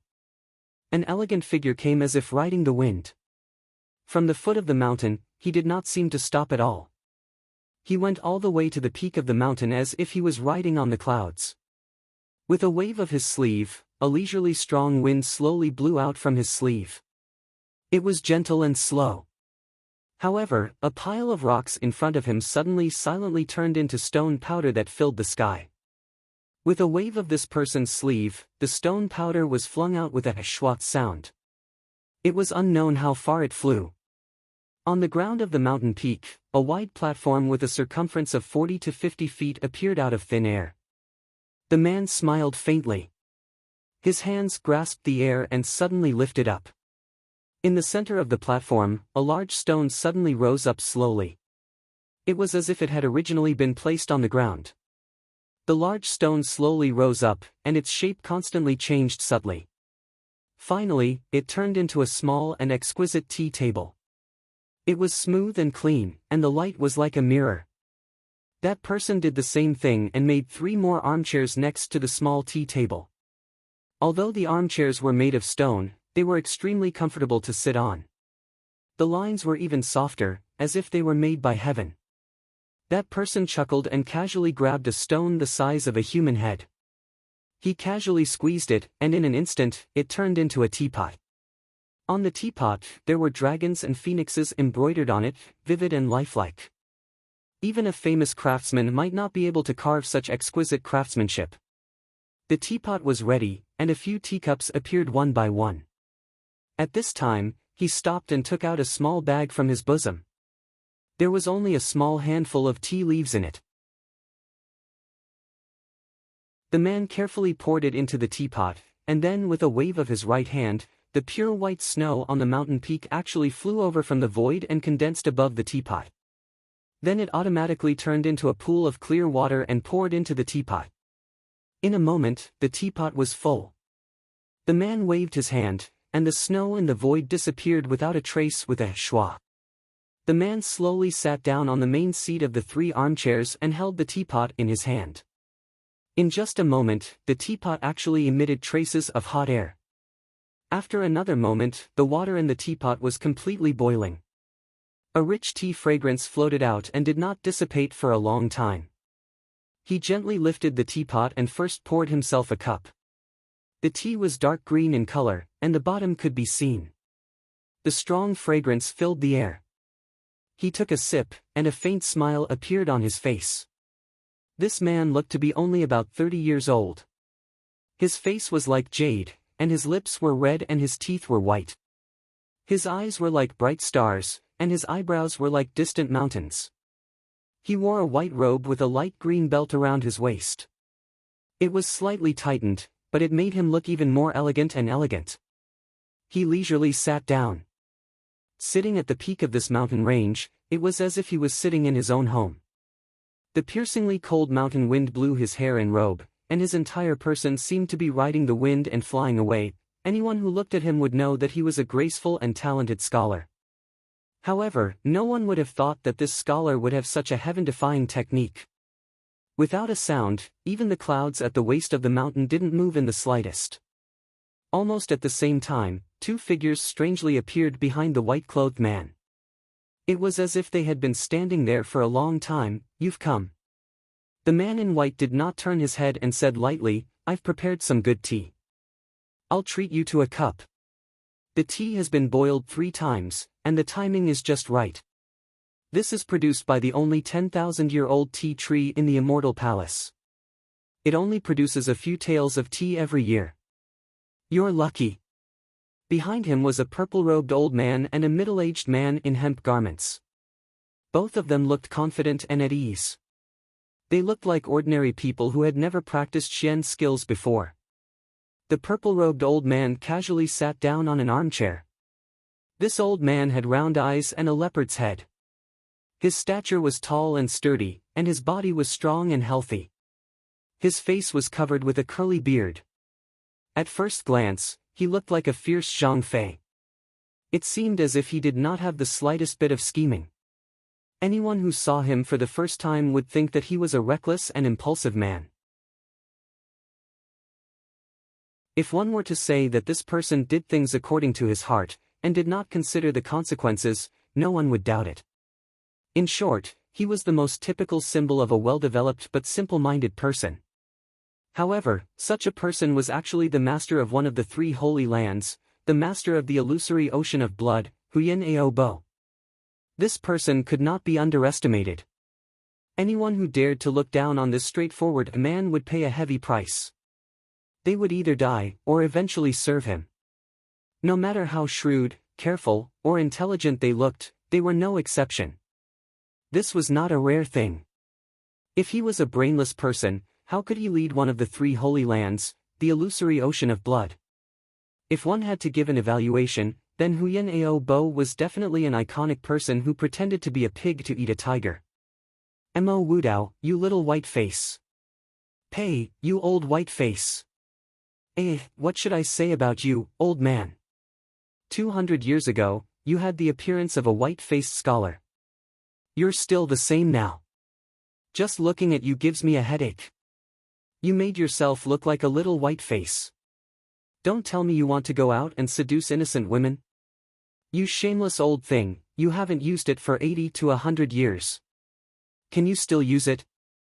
Huyan Aobo picked up a cup of tea and said casually. While looking at Mo Wudao with disdain, he swallowed the tea in one gulp. Then he let out a comfortable breath. The 10,000-year-old tea tree is indeed extraordinary. It's delicious. Who doesn't know what's going on? Huyan Ao Bo, please don't show your hoodlum face in front of us. Actually, we all know that you're a very sinister old man. Deliberately acting in front of us is just making a fool of yourself. The white-clothed man, Mo Wudao, smiled lightly and raised the teapot. You say I'm old white face. How many years has it been? Haven't you been pretending to be a hoodlum and a villain? Actually, everyone is already tired of looking at you. Old Sheikh, don't you think so? Who doesn't say so? Everyone knows that the worldly gentleman Mo Wudao is a hypocrite. Acting like a white-faced scholar and a little white face is just right. It's his true character. But you, Venerable Ao Tian Huyan Ao Bo, is a downright despicable person. Yet, you insist on acting so excessively. You think that just because you're a little taller and deliberately grow a big beard, you can act like a barbarian. In fact, who can you fool with your sinister and despicable face? This, I've known for at least 200 years. The hemp-clothed man, who had insulted the 2 people as soon as he opened his mouth, leisurely sat down and politely picked up a cup of tea. First, he brought it to his nose and deeply sniffed it. Then, he gently took a sip, closed his eyes and carefully savored it. After a while, he sighed and said, "It's really good tea, good tea." The aroma lingers in the mouth and the aftertaste is endless. Drinking this wonderful tea and closing my eyes, isn't it better than facing a hypocrite and a despicable person? On his head, he wore a shining golden crown. Under the illumination of the sun, it was as if a golden rainbow had been added to the mysterious peak of the mountain. Shiroa-chen, are you a good bird? Huyen Ao-bo said angrily, Golden Crown King, Shiroa-chen. Ha ha ha, you wear a crown every day and act like a king in the supreme golden city. Actually, everyone knows that you used to sell straw sandals many years ago. This hemp-clothed man turned out to be the lord of the supreme golden city of the three holy lands, Golden Crown King, Shiroa-chen. As for the white-clothed man, he was naturally the lord of the hermitage, the worldly gentleman Mo Wudao. In this cold winter weather, the masters of the three great holy lands had actually gathered here. But why? Hearing Huyen Ao-bo's sarcasm, Shiroa-chen didn't get angry. He just squinted his eyes and smiled faintly. He shrugged his shoulders and said with interest, this reminds me of an interesting incident many years ago. At that time, I remember that Huyen Ao-bo lost a bet after drinking. I forgot what the bet was. I only remember that he stroked his hair in a flirtatious manner in front of the two of us and said in a coquettish voice, this humble one is Huyen Ao-bo. Everyone says that this humble one is very proud. Look, is it really proud? If this matter is publicized in the illusory blood sea, I believe it will be very interesting. Mimicking the tone of a prostitute, he said these words in a seemingly casual manner. When he finished, he burst out laughing. Mo Wudao laughed and clapped his hands. He was overjoyed. Huyen Ao-bo's face instantly turned purple, and he said angrily, we have already agreed not to mention this matter again. Why did you say it again? Do you think your words are bullshit? Mo Wudao was overjoyed and said, this is retribution. Who asked you to expose his background and say that he sold straw sandals? You asked for it, so how can you blame anyone else? Isn't that right, old sheep? Huyen Ao-bo snorted and said, both of you are not good people. Didn't you collude with each other to make things difficult for me the last time we met? You can't even clean up your own mess, and you still have the cheek to talk about me. This time, we are not deliberately making things difficult for you. We are really curious. Shiroa-chen smiled and said, Huyen Ao-bo, you old brat, you even asked if Mo Wudao's item could be used. Actually, we have always been curious about where you are depressed. Where is it? But this time, I finally understand.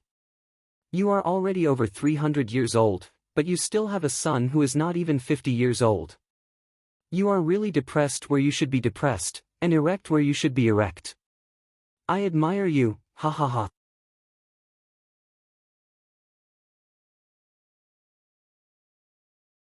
Chapter 663. Mo Wudao burst into laughter. He held the tea table with his hands and laughed so hard that he almost couldn't breathe. The most important thing was that when Shiroa-chen said this, he had a serious look on his face, and when he said that he had a son in his 50s, his tone was full of amazement. It made people laugh. Huyen Ao-bo's face turned red, and he rubbed his thigh with his thick palm. He said angrily, what's wrong with this? This proves that the old lady's heart is not old, and she is not old at all. Unlike you guys, did I say anything wrong? I saw that your items are rusty and can't be used anymore. If you're not convinced, take them out and show them. Is it shameful for me to have a son? At least my grave will emit some green smoke after 100 years. What about you guys? Ha ha ha. Green smoke? I think it's green smoke. Shiroa-chen rolled his eyes in disdain. I heard that your precious son was scared by a junior, Jun Moxie, and you still have the face to brag here. Who knows, he might be castrated when he goes out. Aren't you worried that you'll have to watch your son die before you? Speaking of this, Huyen Ao-bo's face suddenly turned gloomy. Jun Moxie. Mo Wudao, what are you trying to do by asking us to come here in such a hurry? What's the point of saying all this? Is it fun? Jun Moxie. Mo Wudao smiled elegantly, making his rosy lips and white teeth appear even more prominent. He spoke clearly, the reason I invited the two of you here today is for this young man. Ha, Mo Wudao, don't tell me your brain is in knots. He's just an ant-like young man. Is it worth it for the three of us to gather here and discuss with such great fanfare? Are you overestimating this young man, or are you not taking our identities seriously? Are you getting worse and worse? Huyen Aobo sneered. As soon as he finished speaking, he saw the other two looking at him as if he was an idiot. Jun Moxie, 18 years old this year. The direct descendant of the Tianxiang Empire's Tianxiang City's Jun family, the son of the White General Jun Wuhui. According to the data, this boy had been extremely naughty and mischievous since he was a child. In fact, he had the bad reputation of being the #1 debauchee in Tianxiang during his youth. It could be said that he was extremely unbearable. In fact, his Xian Qi cultivation hadn't even reached grade 4 until last March. However, 3 months later, she had suddenly advanced to the Gold Xian realm. Then, 3 months later, when she had first arrived at the Southern Heaven region, she had already reached the peak of Yu Xian's cultivation. After returning from Tiannan, he had climbed to the peak of Tian Xian's level. This period of time was less than 2 months. And after he returned to Tianxiang City, he suddenly became an expert of Shen Xian in less than a month. Together with the Venerable Mei of the Tianfa forest, he went to the Dongfang family. On the way, he even displayed the cultivation of a supreme martial artist. Although this kind of advancement is terrifying, it is still within the scope of control. However, just a few days ago, the third city lord of the Supreme Golden City, Du Ju, personally tested this boy. His cultivation is at least at the level of a supreme martial artist.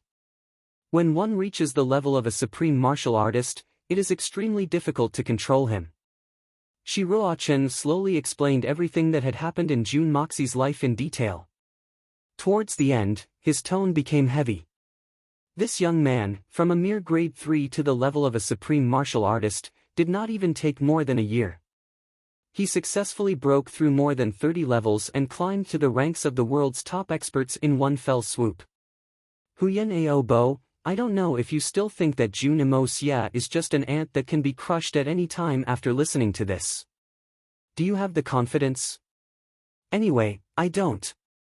Huyen Aobo's face changed instantly, and he stuttered, according to the intelligence of the illusory blood sea, Jun Moxie has always been intelligent.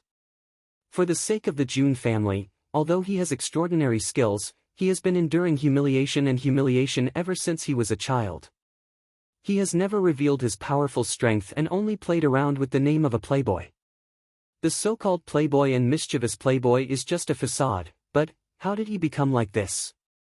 This is too unbelievable. This is also a coincidence.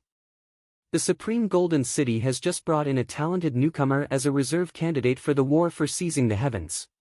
This person is also from Tianxiang City, a direct descendant of the imperial tutor's mansion, Li Yuran. This person has been paying attention to Jun Moxie for a long time, and he has never missed any of Jun Moxie's movements. Shi Ruochen said solemnly, and Jun Moxie's previous cultivation cannot be faked at all. From the detailed information provided by Li Yuran, the Supreme Golden City's 9 elders, 5 masters, and 3 city lords have come to the same conclusion. He suddenly raised his head and said word by word, before this, Jun Moxie was definitely not faking it. Moreover, all of his achievements had only come from this year onwards, one after another. In other words, this person has rushed from the 3rd grade to the Superior Supreme in just 1 year. Mo Wudao's calm face finally became serious. On the other side, Huyen Aobo also opened his eyes wide and fell into deep thought. As the leaders of the Holy Lands, these two people could be said to have seen a lot of things in their lives. In this world, it was rare for anyone to be more knowledgeable than these two people. But when they heard the speed of Jun Moxie's improvement, they were shocked and even horrified. This was not a speed that a human could have. Even the legendary immortals might not be able to achieve this. But this fact was clearly placed in front of them. From the inferior 3rd grade Xian Qi to the superior supreme in 1 year. The 3 of us used to be proud of our outstanding cultivation speed, and we were also proud that no one could surpass us in our respective fields. Now, may I ask you, from the 3rd grade Xian Qi to the superior supreme, how many years did it take? Shi Ruochen sighed and asked. Mo Wudao's face darkened, and Huyin Ao Bo's eyes flickered, but neither of them spoke. Because both of them felt speechless. Compared with such a speed, the speed that they were proud of was not worth mentioning. The three of them were about the same age, and their cultivation was also similar.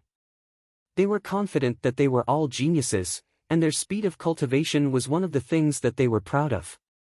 From nothing to the superior supreme, it only took them 50 years. Such a speed of cultivation could basically be regarded as the best in this world. But now, when compared to Jun Mo Xie's speed, he felt as if he was nothing more than a piece of trash. The thing that they were most proud of had now become the most ridiculous joke. This kind of feeling made the three of them very uncomfortable. Even if they knew that Jun Mo Xie's progress wouldn't last forever, and that it wouldn't prove anything. But, the facts were the facts. The facts had proven that someone had managed to accomplish what they had painstakingly struggled for 50 years in a short span of a year. According to my guess, Jun Moxie's miraculous speed of cultivation means that his talent is naturally the best in the world. There is no doubt about this. But this is still secondary. The real key should be his mysterious master. Shiroa Chen made the final decision, and said in a deep voice, "Only an extremely powerful master, a mysterious skill that we don't know about, and some other miraculous encounters can create such a miracle. So, the main reason why I invited the two of you here today is because of this. We must have an effective strategy to deal with it." Mo Wudao's face darkened, and there was a rare look of worry on his jade-like face. Don't forget that the three holy lands have worked together to deal with Venerable Mei several times. And now, Venerable Mei is actually in love with Jun Moxie. Everyone knows that we can deal with Venerable Mei no matter what. Because although Venerable Mei is a Xian beast, he is able to see the big picture. For the sake of the war for seizing the heavens, I believe that he will not go too far. A gentleman can be deceived easily. Then, he continued, and Venerable Mei happens to be a true gentleman. We've taken advantage of this. That's why we've been able to force her into a corner time and time again. Moreover, we don't have to worry about our own safety. Although we admit that we are a little despicable, it is undeniable that this is the Jianghu. But now, the situation has completely changed. Shiroa Chen continued, ever since Venerable Mei joined hands with Jun Moxie, the situation has become messy. Firstly, with the help of Jun Moxie, their power has increased. Secondly, I believe that under the influence of Jun Moxie, Venerable Mei's attacks are becoming more and more vicious. Now, he doesn't seem to care about the war for seizing the heavens anymore. He has become a vengeful person. The number of experts that the three holy lands have lost is close to 100. This is a rather terrifying number. Even with the foundation of the three holy lands, it is still a little difficult for us to bear the burden. From a certain point of view, Venerable Mei is quite traditional. He would rather be hurt than let the world be trampled on. This is what he pursues, and also the creed of Tian Fa. Therefore, it has become something that we can use to our utmost advantage. Before this has always been his biggest weakness. But this Jun Moxie is different. This person can be said to be an extremely vicious character. This man isn't a gentleman at all. In fact, he's a complete bastard. From Jun Mo Xie's actions, it can be seen that he is extremely narrow-minded, protective of his own people by nature, vicious and merciless, and cruel. He has never repaid enmity with kindness. He has always pursued the principle of an eye for an eye, and blood for blood. Towards anyone who stood in front of him, he would kill them all without mercy. He is decisive in his actions, decisive in killing, and never soft-hearted. He is also extremely vengeful and will seek revenge for the smallest grievance. He can be said to be an extremely terrifying young man. Thinking of his terrifying growth speed, this young man is now a great threat to the three holy lands. The degree of danger is even higher than that of Venerable Mei. Jun Moxie will be the biggest threat to the three holy lands. Mo Wudao said solemnly.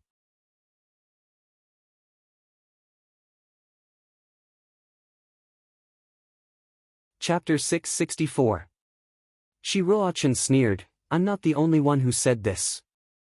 If he's given the chance to grow, the destruction of the three holy lands will be imminent. Based on his character and style, he will not care about the war for seizing the heavens. In fact, he is a lawless person. The safety of the continent and the people of the world may be able to make everyone worry, but it will not affect him. Because in his eyes, the people of the world are no different from grass. Therefore, his plan to deal with the three holy lands is inevitable and predictable. Huyen Ao Bo put away his reckless attitude, and spoke in a deep voice with a dignified expression. So, this Jun Mo Xia can be said to be a natural-born man of the pugilistic world. You should know that these things are not something that can be taught. Even an experienced Jianghu man may not be able to reach this level without decades of training and countless lessons of blood and tears. But Jun Moxie seems to be self-taught, and he is even more familiar with it than us who have been in Jianghu for hundreds of years. That's right. Jun Moxie was born to be a Jianghu man, but he was born into a powerful family. But, we have to admit that Jun Mo Xia will bring calamity to our three families in a few years at most. Because we have dealt with his women, and not just once. This is an irreconcilable enmity, and for an extremely arrogant and self-centered person like Jun Moxie, it is definitely an irreconcilable enmity. Mo Wudao raised his eyelids and said slowly. You should know that he dared to go against the Shui Han manor for a mere Guan Qing Han, who was not even his woman at that time. This is a lesson for him. His slow words made Shi Ruochen and Huyen Ao Bo feel heavy at the same time. Everyone has a weakness, and Jun Moxie is no exception. His weakness lies in his family and his women. This is his biggest weakness. But at the same time, this is the strongest point. Shi Ruochen sighed deeply, because there are many indications that his mysterious master is stationed at the Jun family's residence. And this is also our greatest worry. We don't even know who his master is, what level of cultivation he has, and what level he has reached. We don't even know where he came from. We don't know anything. Shi Ruochen smiled bitterly. So far, we only know that the person who taught such a disciple must be an earth-shattering figure. And that time, 90 experts from the three holy lands were suppressed by his aura at the same time. This proves this point. His ability will only be above our estimation, and it will definitely not be any worse. This kind of cultivation, I admit that I don't have it. That's why we can't act rashly even though we know that a great disaster is right before our eyes. It's not that he can't, but he doesn't dare to. Mo Wudao concluded. In other words, everyone is now in a dilemma. We can't advance, and we can only wait for death if we retreat. Huyen Aobo furrowed his thick brows and said unhappily, could it be that our three holy lands have been forced to this extent by a mere junior? Although we don't want to admit it, this is the truth. Mo Wudao and Shi Ruochen smiled bitterly at the same time. Do you think that the mysterious master of Jun Moxie is from the Misty Mansion? Huyen Aobo suddenly asked cautiously. I don't think so. Maybe the mighty people from the Misty Mansion can do it, but they haven't shown up for thousands of years. If they can, I'm afraid that they are like the old bones of the Misty Mansion. Moreover, I'm afraid that even the Misty Mansion can't achieve such a cultivation speed. And there is only one person who can do it. As far as I know, he is the only one who can achieve such a cultivation speed. A sharp light flashed in Mo Wudao's eyes. Who? The other two asked at the same time. The 9 Nether. 14th Young Master. Mo Wudao said word by word, and his eyes revealed a strong sense of fear. It was as if the name itself had an indescribable magical power. Even he, the Lord of Hermitage, could feel his soul trembling. That's right.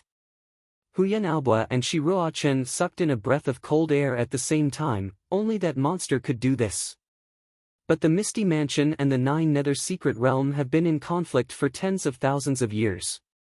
The battle between the two has never happened in the secular world. It would be too unfair if it's just a guess.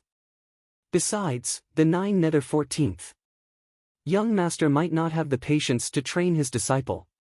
When Huyen Aobo said the name 9 Serenities and 14 Masters, he seemed to have a toothache. He clenched his teeth and sucked in a breath of cold air before he managed to finish the name. Anything is possible. Mo Wudao said worriedly. Don't be careless. It's never too much to be careful. But a careless mistake could lead to an irreversible disaster. The three holy lands' 10,000 years of foundation will be destroyed. But right now, there's a huge opportunity. If we use it properly, not only can we destroy Jun Moxie and the Venerable Mei, we can also lure out the people behind them, and the three holy lands can annihilate them together. Even the 9 Serenities and 14 Masters might not be able to withstand the joint attack of the three holy lands. Shi Ruochen said slowly, with a look of desperation on his face. The other two did not speak, but their eyes were fixed on his face. The Jun family's Jun Moxie is about to leave for Blizzard Silver City. I believe that this time, the Venerable Mei will also send out a large number of Tian Fa Xian beasts in order to help Jun Moxie. Blizzard Silver City will not be able to resist such a force. But this time, after everyone goes, the Jun family's defense will be at an all-time low. Shi Ruochen's eyes flashed with a hint of malice. Lengling said, so, the summit of the snowy mountains is a rare opportunity. And Tianxiang City is another rare opportunity. Ha ha ha. You mean? Mo Wudao's eyes lit up, and then he fell into deep thought. He frowned, and his eyes were full of conflict and indecision. The Jun family that Jun Moxie belongs to is now at odds with the Tianxiang imperial family.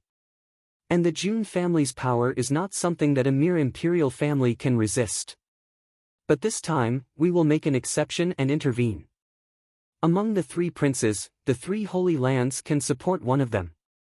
Then, we will incite the forces of the secular world and the experts from all over the world to put pressure on the Jun family. We will test the limits of the Jun family.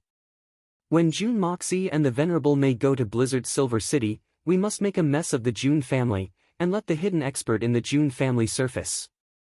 First of all, even if it doesn't work, the three holy lands can always stay out of it. Secondly, we can also gather our superior forces and take down the forces behind the Jun family in one fell swoop if we succeed. And, that little thief Jun won't be able to enter our eyes even if he's a peerless genius or a peerless genius. But this time, we can't do it on a small scale. We must gather the most elite forces, and once the attack starts, we must be ready to kill at any time. There must be no mistakes. Shi Ruochen raised his head, looked at Huyan Aobua and Mo Wudao, and said word by word, this time, only saint-level experts can succeed. Ordinary so-called experts, even if they are venerables, will only be courting death. If the 9 Serenities and 14 Masters are in the Jun family, I'm afraid that even some saints will fall. Everyone must be prepared for this. I believe that this loss will be inevitable. Huyan Aobua and Mo Wudao almost stood up in shock at the same time. Could it be? That's right. We, the Supreme Golden City, can send 3 saint-level experts. Let's go all out and participate in this battle. Shi Ruochen calculated in silence. He stretched out his white fingers and knocked on the tea table 3 times. It was just 3 light knocks, but the crisp sound echoed in the mountains. He said word by word, 3 saints. Mo Wudao stood up with a solemn expression on his face. He paced a few steps, looked up at the sky, and took a deep breath before he forced himself to speak. All right, in order to ensure complete victory, our elusive world of immortals will send 3 saints as well. The illusory blood sea can also send 3 saints. The 3 holy lands will work together to defeat the enemy. In comparison, Huyan Aobua seemed to be very happy. But the twitching muscles on his face showed that he was not as relaxed as he said. Then, we will send people to Tianxiang to disrupt the situation and force the Jun family. Strength is not the most important thing. The most important thing is to be resourceful, patient, and able to endure what others can't. You should know that if you're not careful, you'll lose everything. Shi Ruochen said calmly, I believe the 2 of you have your own plans. Our illusory blood sea will send Zi Jinghong. Although this kid's Xian cultivation wasn't very high, his brain was first-rate. When it comes to scheming, he's even better. Huyen Aobo snorted. Let him bring a few good men to cooperate with us. If it's just to create trouble, it should be enough. Well, then our great golden city will send Li Yuran and a few experts to go there. Li Yuran is a local born and raised here. Although he is young, he is calm and has the demeanor of a great general. It should be helpful. Shi Ruochen smiled. We will discuss this after I return to the palace. In any case, there won't be any delays. Mo Wu Dao said with a dark face. This time, we must eliminate Jun Mo Xia and Venerable Mei.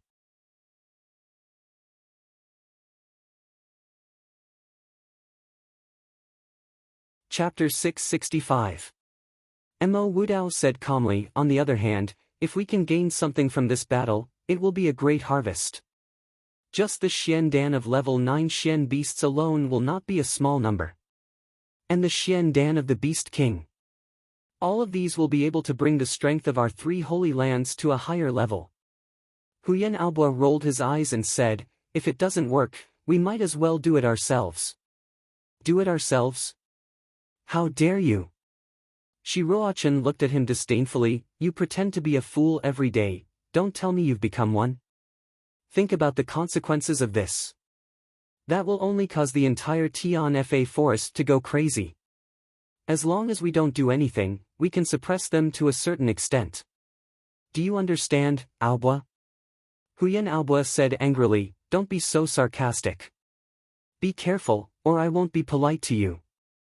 Shi Ruochen picked up his teacup and snorted, be polite? Have you ever been polite to me? For this battle, each family must be led by 2 venerables and at least 50 superior supremes. Let's go to Blizzard's Silver City. Mo Wu Dao looked at the 2 bickering and made the final decision. That's good. Sai, the 2 Xiao brothers of our Supreme Golden City have been looking for me every day, begging us to send troops to help. How annoying. Finally, we have an explanation. Otherwise, people will say that our Supreme Golden City is heartless. Shi Ruochen heaved a sigh of relief. It seems that the Xiao family and the Han family in Blizzard Silver City are not on good terms with each other. At least, they are not as harmonious as they claim to be. Our Hermitage's protector Han has strongly requested not to participate in the battle. It seems that there will be a good show to watch. Mo Wu Dao smiled and looked towards the north, where Blizzard Silver City was located. The 3 finished their discussion and were about to leave. Before they parted, Huyen Aobo suddenly asked, Mo Wu Dao, how do you judge Venerable Mei's true strength compared to yours? Mo Wu Dao's eyes flashed as he looked at the Lord of the Illusory Blood Sea. Then, he pondered for a moment before replying, we were evenly matched when we fought last time. But, I'm sure that she wouldn't be a match for me if we were to go all out. As for after that incident, she was injured and had been silent for nearly 100 years. Who was stronger and who was weaker? What do you think? Huyen Aobo's words revealed the meticulous thoughts that he had hidden beneath his boorish face. Hearing Mo Wu Dao's reply, Huyen Aobo laughed heartily and said, if that's the case, then I'll immediately go back and prepare. I believe that in this battle, the 3 holy lands will have a considerable harvest. Then, without any further greetings, his huge body suddenly flew up and slowly pierced through the clouds. His rough laughter was still echoing in the air, but his body had already disappeared in a flash. Shi Ruochen smiled slightly and said, this guy has always been like this, he definitely won't stop unless he takes advantage of something. Brother Mo, do you have anything else to add? As for the matter of Tianxiang City, we must probe it thoroughly before we act. Old Shi, a saint is different from a venerable, or even someone above the supreme level. They are all existences that we can't afford to lose. Mo Wu Dao looked at Shi Ruochen solemnly, if anything goes wrong, you should know what the consequences will be. Big brother knows second brother. Your hermitage can't afford to lose them, but can our Supreme Golden City afford to lose them? Shi Ruochen laughed, but his laughter was full of gloom. After laughing for a long time, he actually sighed, but we can't afford to wait either. If we continue waiting, wouldn't it be the same as sitting and waiting for death? With this brat June Emosia's terrifying rate of improvement, who can guarantee that he won't be able to break through to the Venerable Realm, or even the Saint Realm? Brother Emo, this is a huge hidden danger. The three Holy Lands have been around for tens of thousands of years, and now they have a great foundation. Please don't destroy them in the hands of the three of us. Emo Wu Dao's face turned gloomy once again. He didn't say anything, but quietly floated up. His slender body was faintly discernible in the sea of clouds. He turned his back to Emo Wu Dao and rolled up his long sleeves. A teacup on the table a few feet away suddenly jumped up. Old Shi, I advise you to drink another cup of tea. You and I will part ways here. We will meet again someday. Same to you. Shi Ruochen caught it, laughed loudly, and drank it in one gulp. When he looked at the clouds again, Emo Wudao's figure had already disappeared. Shi Ruochen stood alone in the clouds, and as he looked at the surrounding clouds, he could not help but sigh softly. The clouds instantly enveloped the entire high platform, and the sigh continued to reverberate. However, Shi Ruochen's figure had already disappeared in the clouds, as if he had never been there. On the towering peak, there was only a huge stone tea table and 3 exquisite armchairs. On the table, a small teapot was quietly placed on top. The 3 teacups were arranged in a triangular shape, quietly, until the end of time. That night, the people from the 3 Holy Lands were divided into 2 groups, and they headed north. One to Blizzard's Silver City, and the other to Fragrant Sky City. The next morning, in the Tian Fa forest, Mei Shuiyan was dressed in a snow-white robe. Her pretty face was filled with endless killing intent.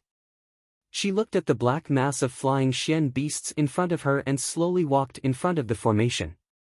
Her phoenix-like eyes were filled with dignity and solemnity. With a high and mighty pressure, she asked in a deep voice, "Is everyone ready?" The 9 beast kings at the front of the line opened their mouths at the same time. Everyone is ready. There are 1,500 flying Xian beasts, and 459 shape-shifted beast kings. Everyone is ready, and we can move at any time. Boss, please give the order. Very good. Mei Shuiyan let out a long breath. She looked at the sky with a complicated look, and said in a low voice, "We will definitely face the 3 Holy Lands when we go to Blizzard Silver City this time. The 3 Holy Lands have many experts, and their strength is even more tyrannical. They have been eyeing Tian Fa for a long time, and this time, we will definitely face an unprecedentedly fierce battle. Even I don't have the confidence to come back alive, so all of you must be prepared. Who cares about the 3 Holy Lands? Let's fuck them up." Bear Mountain roared. "So what if they are strong? We are not afraid." Long Crane's eyes were full of fighting spirit. "Right. What's there to be afraid of? Let's fuck them up." All the humanoid beast kings roared at the same time, and a ferocious atmosphere suddenly formed. Before they even set off, the group was already filled with the smell of blood. Each and every one of these beast kings had fought their way up in Tian Fa forest step by step, adhering to the most cruel principle of natural selection in Tian Fa forest. Which one of them hadn't been through hundreds and thousands of battles? So what if the enemy was strong? Just kill them. Just fight to the death. This was the only understanding these beast kings had towards battle. Moreover, they had just obtained a huge breakthrough, and all of them felt that they were extremely strong. If they were to randomly summon any one of them and let them sweep through the 3 Holy Lands, they would probably not hesitate to do so. And they would even charge forward confidently, smashing everything from north to south. Very good. Take the Ant King, Wolf King, Bee King, and Rat King, and set off immediately. Divide into 10 echelons, and set off in sequence. The first stop is Tianxiang City. A cold light flashed in Mei Shuiyan's eyes as she waved her slender hand. Long Crane let out a long cry that shook the 9 heavens. Then, he suddenly soared into the sky, and with a schwa sound, he transformed into a huge snow-white crane with a wingspan of over 20 meters. It was as big as a pang, and its wings covered the sky. Then, it flapped its wings as it soared into the sky. Mei Xuan's white robe flashed, and she did not seem to move, but her slender figure had already soared into the sky, and stood proudly on Long Crane's shoulder. Long Crane flapped his wings, and took the lead. Mei Xuan's white robe fluttered, and she stood proudly. The oncoming wind blew her hair, revealing her beautiful face. Right now, it was cold, and there was only a trace of passion and longing in her eyes. A thick murderous aura rose from the Tianfa forest. 100 giant cranes soared into the sky, and followed behind Long Crane as they flew in a majestic manner. The second group was a group of rocks, and Bear Mountain's majestic body sat on the back of the first rocks, soaring into the sky. Behind him, there was a large group of strong men, all standing on the backs of rocks, all dressed in bridal outfits, and their red robes fluttered in the wind, dyeing the entire sky red. The third and fourth groups were the crane race, and the fifth group was still the rocks race. The sixth, seventh, and eighth groups were the eagle people, with the Eagle King transforming into black lightning, leading the way. As for the ninth and last group, they were from the Condor tribe. The Condor King flew high into the heavens, leading his brothers in hot pursuit. On the Xian continent, an unprecedented hurricane suddenly blew. A total of thousands of beast kings came out of Tianfa, causing an earth-shattering tremor. On the way to Tianxiang, Mei Xuan's white robe fluttered, her long hair flying in the wind. She released her aura as the king of the Xian beasts, causing the entire world to be filled with an icy coldness. That was a bone-chilling coldness, mixed with the unique pride and cruelty of the Tianfa forest. Dominating the world. Ruling the world. Whether it was intentional or not, all the beasts in the path of this group were met with a calamity. The first to bear the brunt was Tiannan City. Whether it was the Xian beasts, domestic animals, or even the horses in the army camp, all of them suddenly trembled and fell to the ground. All the animals were the same, their limbs twitching, their bodies convulsing, and their mouths foaming. This kind of terrifying aura was too concentrated, and it was not just one or two, but a shocking number of thousands. Just like that, how could ordinary beasts withstand it? Even if it was just a glimpse, it was still unbearable. At this moment, it was already not bad that they were not crushed to death on the spot, and only lost control for a moment. As for the weaker chickens, ducks, and geese, they were directly flipped over. General Wan Wuyan, who was in charge of Tiannan City, although his Xian Qi cultivation was not high, he had a certain level of attainment. He had just climbed out of his bed, and before he could even put on his clothes, he felt a terrifying aura enveloping the sky and earth, and he almost fell to the ground.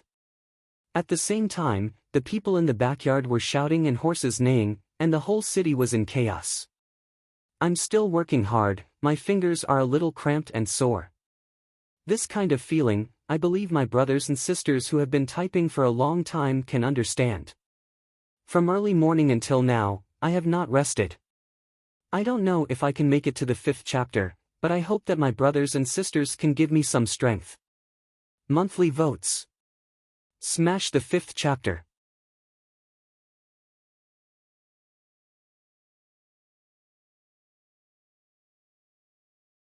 Chapter 666. This was not an exaggeration at all. A total of more than 500 beast kings were traveling together. How could the combined aura of experts be insignificant? It was simply overwhelming. Everywhere in the vast universe was filled with this kind of extremely valiant aura. Even a master of the Tian Xian level, or even a master of the supreme level, would not be able to withstand it, let alone an ordinary person. General Wan was so shocked that he did not even bother to put on his clothes. He was only wearing a pair of shorts, exposing his hairy chest and thighs. Forcing himself to support himself, he ran out in a panic. Standing in front of the doorstep, he looked up and could not help but feel his scalp tingle.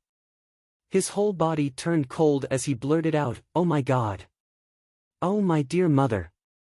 The sky in the south suddenly turned dark. A huge crane spread its wings and flew over. Its red eyes stared fiercely at the heavens and earth. On the back of this majestic crane, a graceful woman in white stood upright. Whether it was her expression or her temperament, it was filled with a domineering aura, as if she was the ruler of the pugilistic world. Whoosh! With a whoosh sound, the man and the crane directly flew over Tiannan City's sky. The hurricane caused the flags on top of Tiannan City's city walls to flutter in the wind as they flew straight into the sky. Then, hundreds of giant cranes flew over, blotting out the sky and covering the earth. They flew in an extremely arrogant manner, completely looking down on everyone else as they whizzed past. General Wan directly sat on the ground. If it was not for the layer of fine cloth covering his body, it would have been a case of hitting a rock with an egg. Oh my God! Oh, heaven, earth! Just what did I do to provoke this group of ancestors? This time, the momentum is much bigger than the last time. Too much, too much. What should I do, what should I do? Wan Wuyan's face was pale as he muttered to himself. But the shock had not yet passed when another batch followed. Another batch. Yet another batch. Oh my God, there is no end. The nearly naked General Wan scowled miserably as he hurriedly ran into the backyard. I have to quickly send a message to the military headquarters. Ah! This. Oh my God! General Wan was horrified to find that the carrier pigeons and harriers that had been trained to send messages in the general's mansion for a long time were all foaming at the mouth and lying limp in their cages. They could only exhale, but not inhale. Dozens of well-trained flying animals that were used for communication were actually crushed to death by this huge aura. Perhaps it should be said that he was scared to death. General Wan was dumbfounded and stood rooted to the ground. Along the way, the heartless Venerable Du Ju was leading dozens of experts from the Great Golden City. These people were all top-notch experts.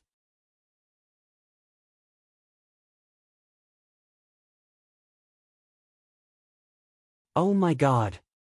This is the power of Tian Fa that the City Lord sent us to deal with this time. Are we having a nightmare? How can Tian Fa have such a terrifying number of combat power? Third City Lord. This. Facing such power, aren't we just sending ourselves to die? There are only 1, 2, 3, 40 to 50 people. Oh my God! The large number of flying Xian beasts in the sky had already flown away for a long time. The stench of blood still lingered on the ground. At this time, a superior supreme expert with triangular eyes shouted with strong shock and fear in his bones. He kept on swearing, I am really convinced. So many peak-level Xian beasts. They actually want us to go and destroy them. Are they asking us to die? Wave after wave of surprises surged towards him, causing the heartless Venerable Du Ju to feel as if he was about to soar into the heavens. His cheeks twitched and the corners of his eyes twitched. He gritted his teeth and said, immediately send people back to Gold City and ask the City Lord to send more people. This little amount of people is not enough. They don't even have the qualifications to fight. Even if the 3 Holy Lands send out all the combat power this time, it's just a cup of water on a burning cart of firewood. It won't be of any help. Even if we send ourselves to die, it won't be enough. Du Ju stood up slowly and looked at a skinny old man beside him. Old Third Fong, your lightness skill is the best and your speed is also the fastest. Quickly return. Inform the City Lord to send more people. We need at least 4 venerable level experts. He needed at least 30 more superior supreme martial artists. Quickly go. The skinny old Third Fong hurriedly agreed. He also knew that the situation was urgent and did not waste any time. His body stretched out and disappeared in an instant like a rabbit that had been shot by an arrow. Everyone, slow down and wait for reinforcements. We must not let Tian Fa's forces discover our existence. When the reinforcements arrive, we will attack Silver City in one go. Be careful. Du Ju's face darkened and he gave the order without any hesitation. At the same time, the people from the illusory Blood Sea also stopped and made the same decision. Jinsei Bay of the elusive world of immortals also made the same decision with a pale face. At this moment, the experts of the three holy lands were completely stunned by the sudden eruption of Tianfa Forest's terrifying power that was enough to shake the world. All of them were like ducks in a pond after being struck by lightning on a sunny day. Haze, the commotion from the Tianfa Forest this time had shaken the entire world. Countless forces were trembling as they made their own guesses. Especially those who were on good terms with the Silver Blizzard City, but hadn't gone to help. They were rejoicing. The heavens have blessed us. We're lucky that we didn't go. If we had gone, perhaps we would have become the feces of the Shen beasts. Looks like I really have foresight. On a grassland, a seemingly illusory and unreal silhouette swept over. Suddenly, it stopped and slowly became real, revealing a skinny man dressed in black. His eyes were filled with murderous intent as he looked at the group of profound beasts flying across the sky. A blood-red desire to fight suddenly surged in the depths of his eyes. The sword at his waist seemed to have sensed his strong desire to fight. As if it had a spirit, it suddenly let out a light clang and unsheathed half a foot. A cold light flashed, like cold water in the winter. It shone faintly, cold and beautiful. It emitted a dreamy radiance, glistening under the setting sun. It was magnificent and indescribable. Autumn Dew Invincible Sword. My good comrade, now, it's finally time for us to go all out again. Blizzard Silver City, Blizzard Silver City, I wonder how many people will be sacrificed to my sword this time. Snow Wind Supreme Martial Artist Han Feng Shui, I have wanted to fight with him for a long time. This time, let me fulfill this long-cherished wish of mine. This person gently stroked the hilt of his sword. His tone was gentle, but it carried a dense and cold killing intent. The sword let out a light cry, and the blade trembled slightly. A stream of light flashed, and a trace of blood slowly flowed. The owner of the Autumn Dew Invincible Sword. Naturally, it could only be the supreme assassin, Chu Chihuan. The day you wave your sword in the wind and snow will be the day I unsheath my sword in Blizzard Silver City. This was the promise that Chu Chihuan had made when he bid farewell to Jun Moxie. Chu Chihuan certainly remembered his promise. And he valued his promise even more. Moreover, the person who made him make such a promise was the only person in the world that he recognized, the King of Assassins. Therefore, the Supreme Assassin slowly turned around, and headed towards the north. That was the direction of Blizzard Silver City. Chu Chihuan's movement technique was extremely fast, and in a short while, he had disappeared into the boundless grassland. Only that cold killing intent remained in the air. Wind and thunder raged in the sky. One day later, Tianxiang City was also bustling with activity. Jun Moxie stood in the courtyard of the Jun family's residence, his face solemn and murderous, his eyes flashing with a bloody light. It should be. Today is the day. 5 days later, it would be the 2nd of February. In the warmth of spring, flowers blossomed, and a single sword strike broke through the Silver City. Solitary Eagle and Feng Wanyun stood behind Jun Moxie. At this moment, they felt that this frail youth in front of them had turned into a towering mountain. His cold aura seemed to want to break through this frail body and soar into the clouds. Jun Wuyi's face was solemn and serene. His eyebrows were like swords, and it seemed as if they would burst out of his forehead at any time. His body was calm and composed, and he commanded with the air of a great general.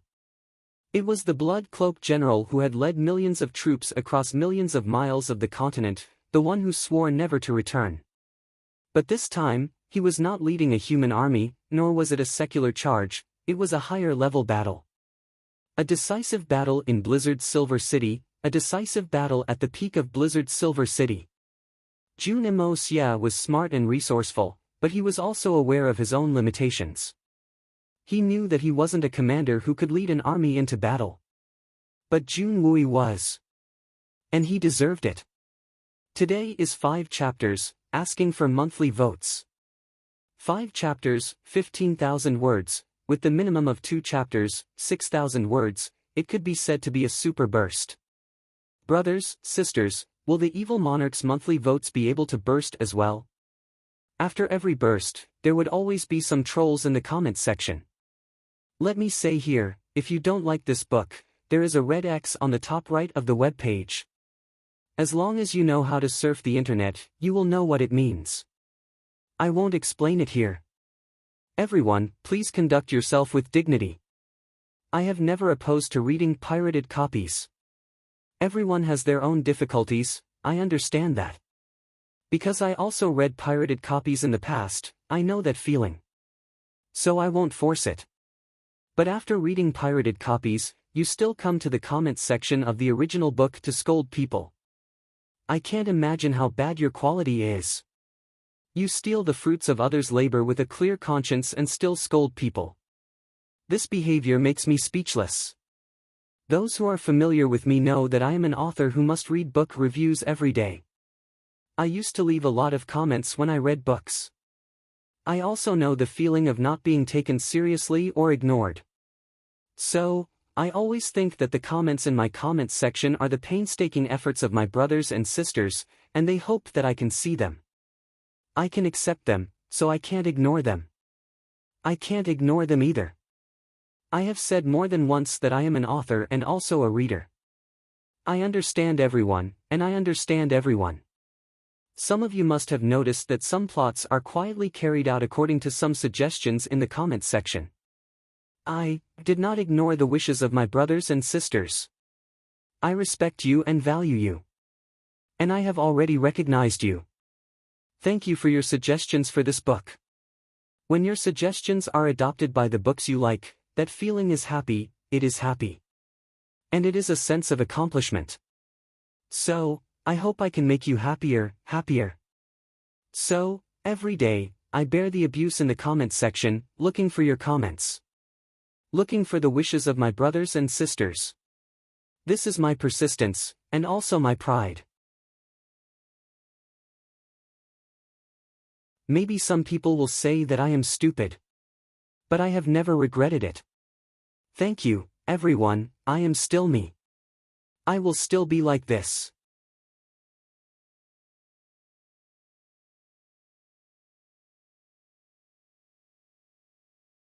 Chapter 667. Such a large-scale battle could only be commanded by an absolute commander like Jun Woo-yi. Only then would he be able to make the best use of his talents. And, he would be able to make the best use of his resources. It was a perfect match. The Dongfang family's 120 men were lined up neatly under the leadership of Dongfang's 3 swords. On the other side, Sikong and Yi was leading 30 experts of the Sikong clan. Their faces were solemn and respectful. Beside him, Duanmu Chao Fan was dressed in black. His face was cold and stiff. He was leading 3 of the Duanmu family's top experts. These 2 families had immediately sent their experts to support the Jun family after hearing about the Jun family's actions. Mu Shuetong's face was full of excitement as he stood to one side with Han Yenmeng. This day has finally come. Xiao family, your doomsday has finally come.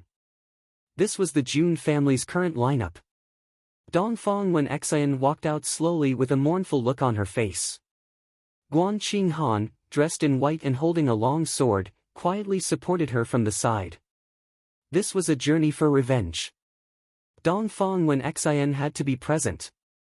Jun Zhantian looked at the experts in the courtyard and couldn't help but feel relieved. He stroked his beard and smiled. The rise of the Jun family will be in this battle. It will surely shock the world. The 4 seas will be shocked. This was something that Grandpa Jun had long since understood. However, this time, Grandpa Jun would not personally go. Grandpa Jun's status was still there. Although he wished to kill his enemy, he was still an elder. Revenge for his sons Jun Woo-hui and Jun Woo-meng was a matter for his grandson and son. If Grandpa Jun went personally, it wouldn't look good. Therefore, Jun Zhantian stayed behind to guard the capital. For his son and grandson, he would be able to manage a great rear without any worries.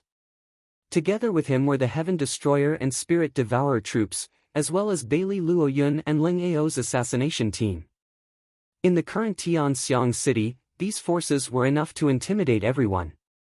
Du Xiaoyi had also been left behind to guard the Jun family's residence. When she heard this, the little girl was so anxious that she jumped up and down. She wanted to go with them no matter what, but she was stopped by Jun Moxie's words, "If you want to enter my Jun family, then you must first be obedient."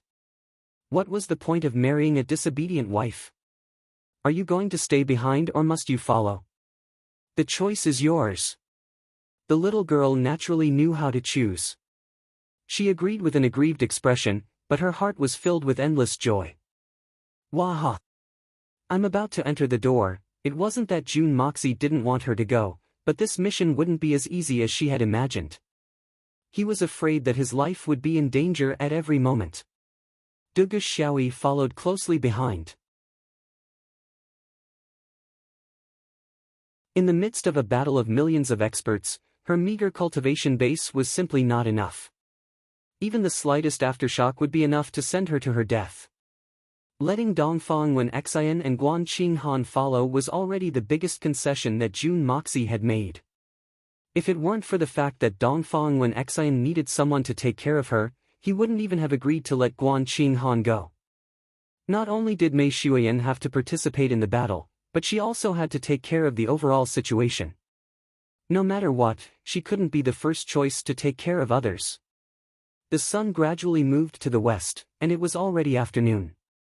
Dongfang Wenqing quietly approached Jun Moxie. "Mo Xia, is this all we have? Where's your wife?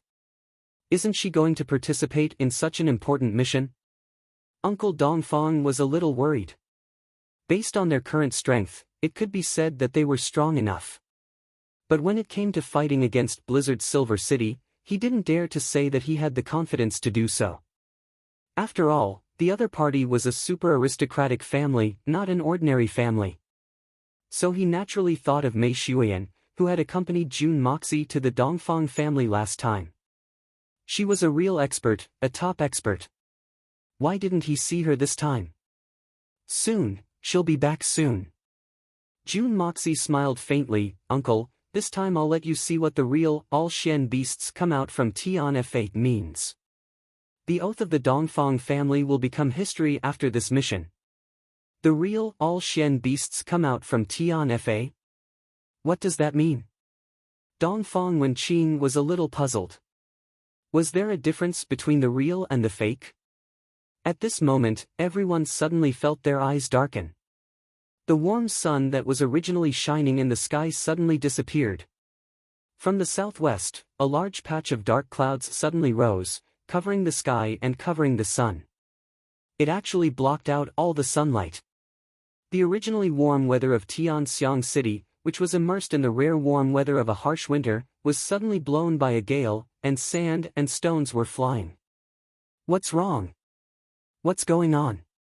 What's going on? Almost everyone felt the sudden pressure, and looked at the sky in surprise. Only Jun Moxie's mouth revealed a trace of a sincere smile. He looked at the distant sky, and his face was full of a bright smile. Woo! A deep, long, and domineering bird's cry suddenly resounded in the sky.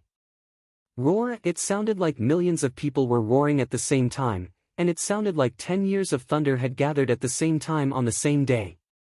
This kind of earth-shattering cry caused more than 99% of the people in Tianxiang City to temporarily lose their hearing. Even a top-notch expert like Dongfang Wenqing was greatly startled by this sudden change. He felt as if his mind was going to explode, and he felt extremely uncomfortable. It was only at this moment that everyone realized that the dark clouds in the sky were actually a large group of cranes.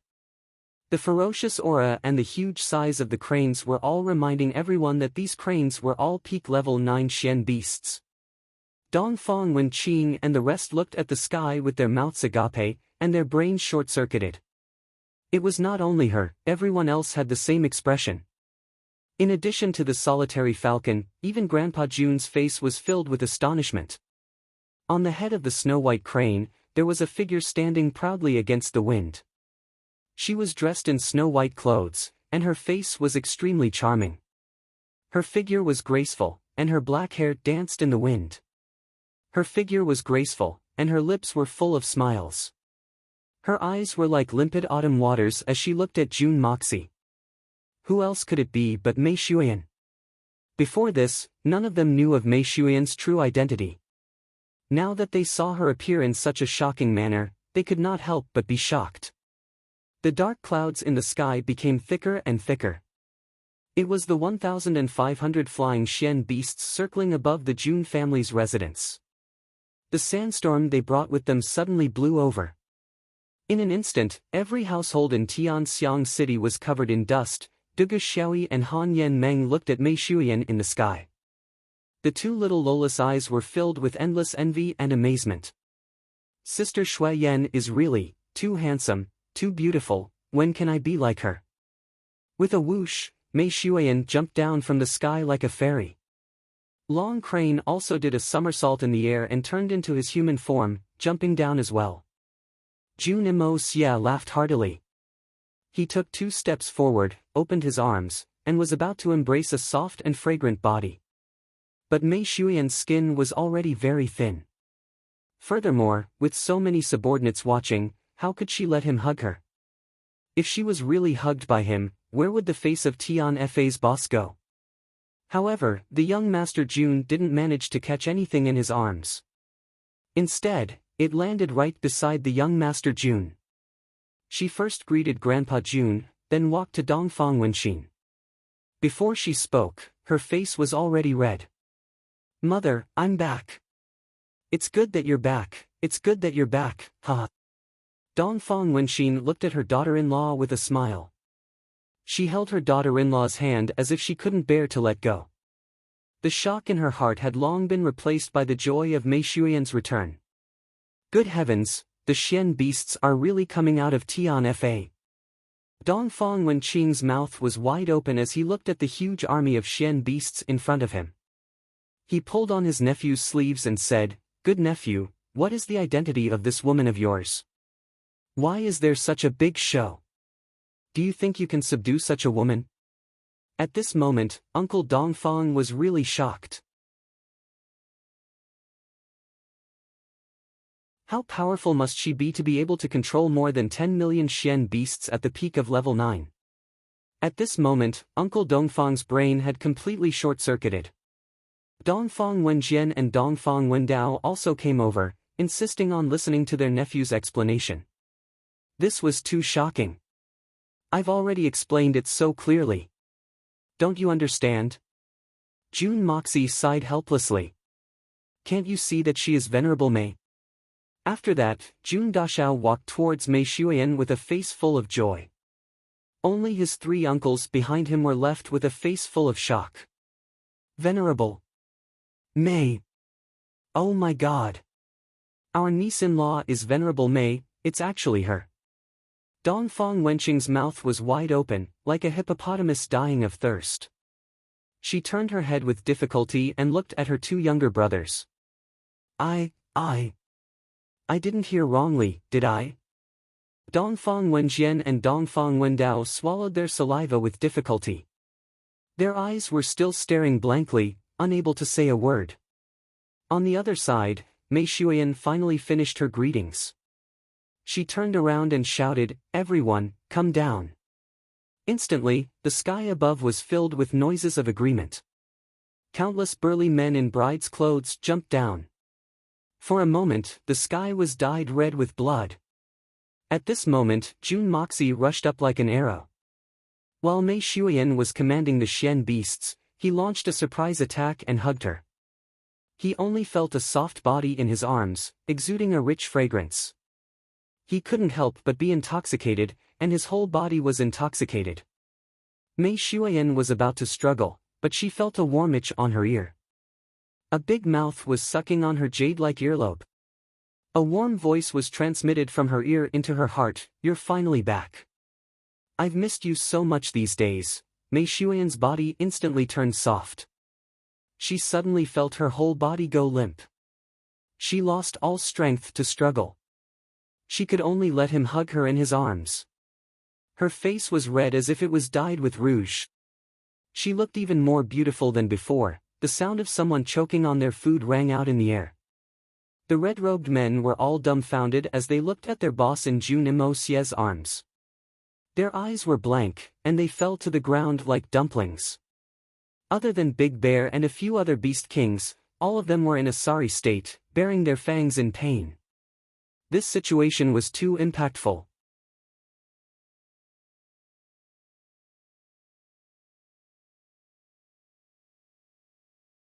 Chapter 668. We didn't even dare to look at her in the Tian Fa forest. We didn't even dare to raise our heads to talk to her. But now, this human youngster is holding her in his arms.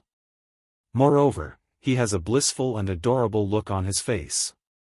Such an unimaginable scene had happened right before their eyes, causing these simple-minded mystical beasts who had just transformed to lose all of their abilities. They had wanted to show off their skills, but in the end, they lost all of their consciousness and plummeted to the ground. Then, plop plop, many of the 9th-level peak-flying Xian beasts who hadn't taken human form yet felt dizzy when they saw this. So, they closed their eyes and fell to the ground. The June residents shook for a moment. The rumbling sounds were like firecrackers during the spring festival. Dust rose to the sky, and countless feathers of different colors were flying in all directions.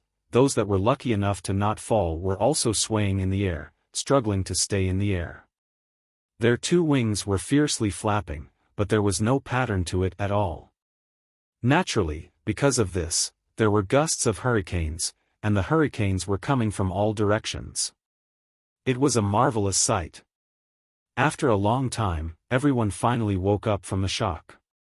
Bear Mountain, Earthcracker, and the others were furious. They thought that these guys had lost the face of the Tian Fa forest in front of so many people. So, they rushed up with black faces and kicked them. Then, they scolded loudly. A bunch of useless things. How can you be stunned by such a small movement? Hurry up and come see our brother-in-law. Earthcracker was even more ferocious in his kicks. In fact, he had passed on the same words that Big Bear had used to curse him to his subordinates: "You bunch of country bumpkins haven't seen the market yet. Dog meat can't even be served on a proper banquet. Why don't you learn from my elegant, natural, and calm demeanor?" The Xian Beast Kings arrived in front of Jun Moxie and Mei Xueyan after they finished scolding them. They smiled flatteringly and said, "Brother-in-law, hee." Brother-in-law, well, everyone is good. Brother-in-law has a gift for you. Jun Mo Xia was delighted in his heart. After being called brother-in-law, he felt his bones lighten by a few taels. However, he couldn't help but be startled when he counted them. He thought to himself, good heavens, so many brothers-in-law. And all of them are burly and not easy to deal with. If a couple were to fight in the future, wouldn't this bunch of fellows pull one's hand? Jun Moxie waved his hand, and the servants of the Jun family immediately brought out sets of embroidered robes, from the inside to the outside. Every collar of the robe was custom-made and was of the largest size. Fortunately, it was the largest size. When worn by this group of burly men, it actually fit exceptionally well. Almost all of them were over 2 meters tall. They were simply too muscular. In fact, Jun Moxie was a little envious. However, this group of fellows were a little too careless. Some of them stared blankly and threw the clothes on the ground as soon as they received them. Then, with a swoosh, they took off all their clothes. The red cloth was wrapped around their bodies, so it was naturally very convenient to take it off. With a swoosh, their hairy bodies and thick thighs were revealed. They grinned with happiness on their faces and were about to grab the clothes and put them on. After living for so many years, we're finally able to wear clothes, Dugu Xiaoyi and Han Yanmeng screamed, and turned around to cover their faces.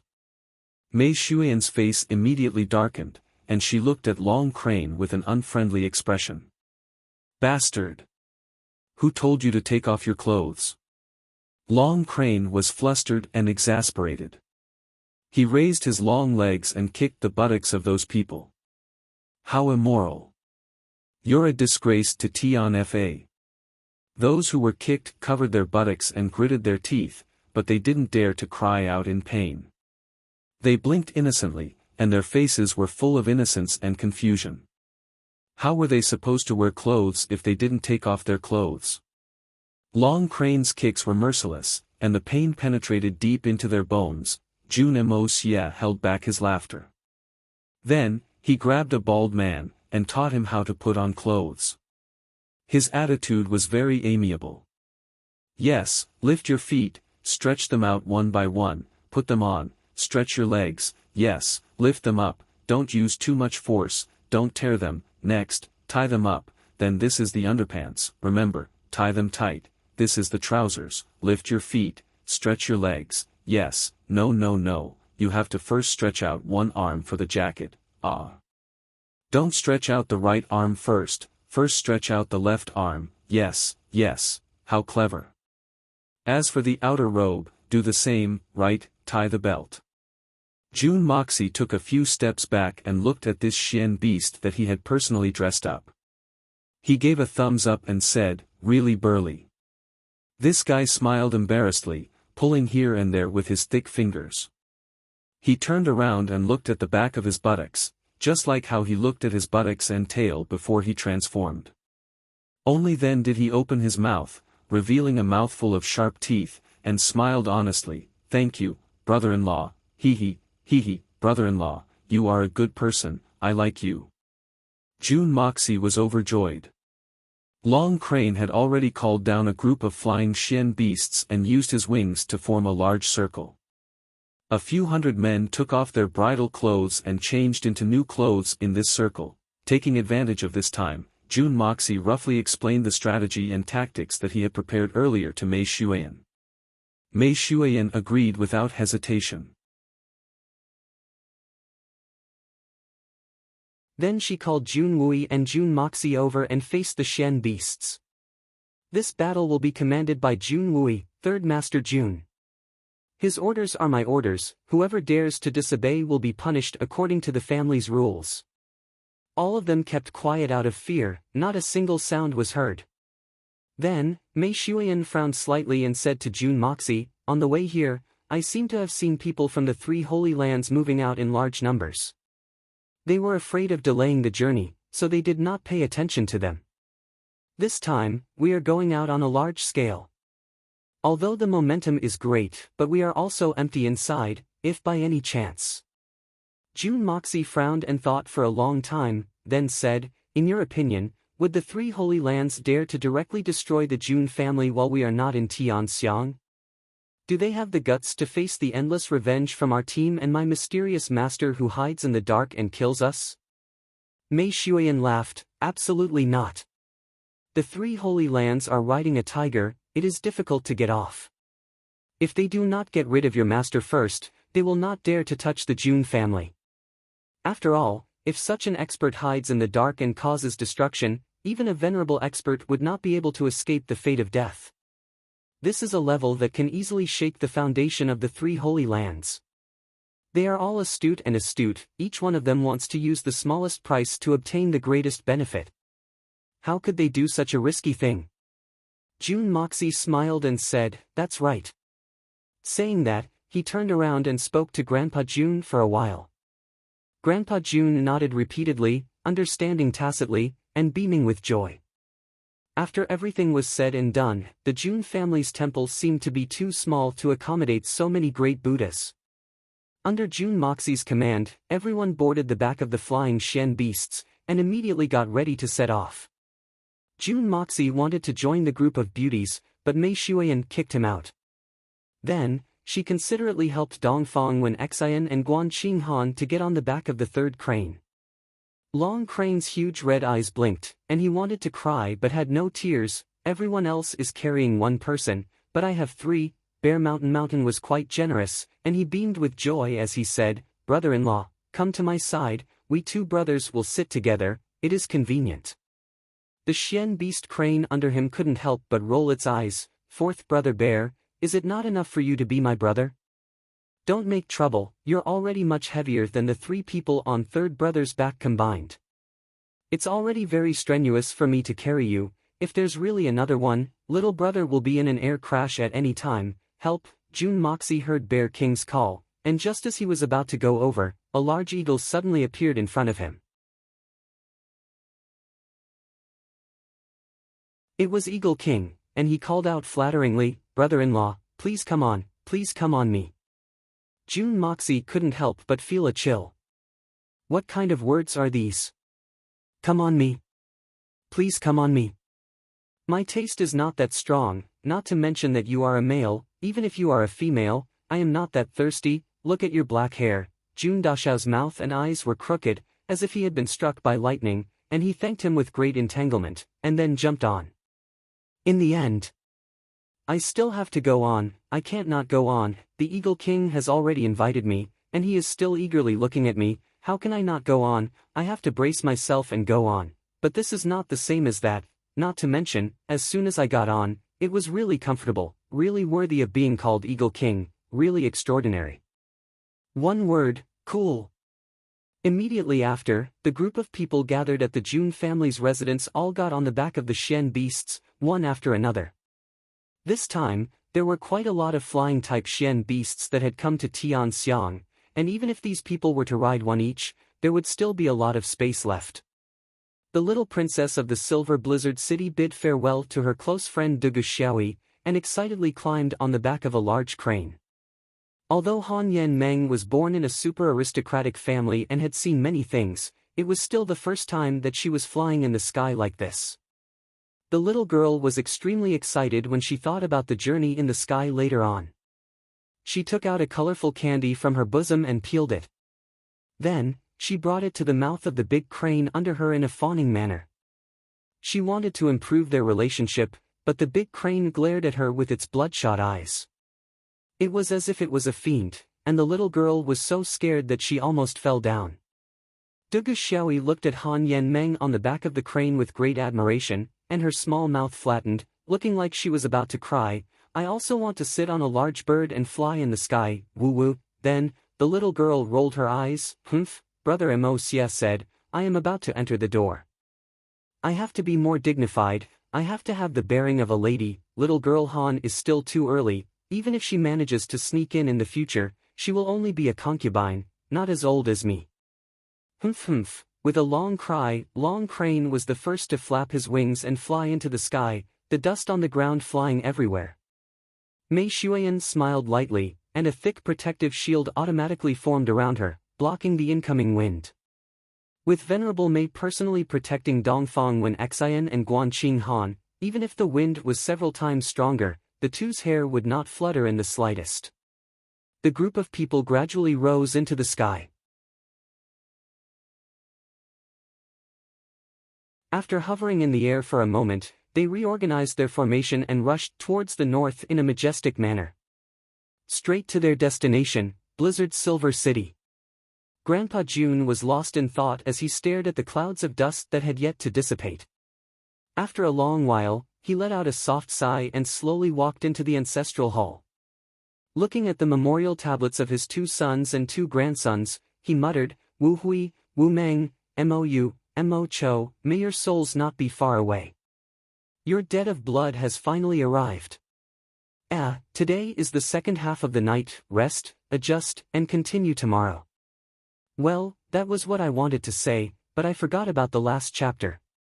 In the end, I saw a comment from a guy named Richard Chin in the book review section. I know what you want to say. You said, keep on blowing up.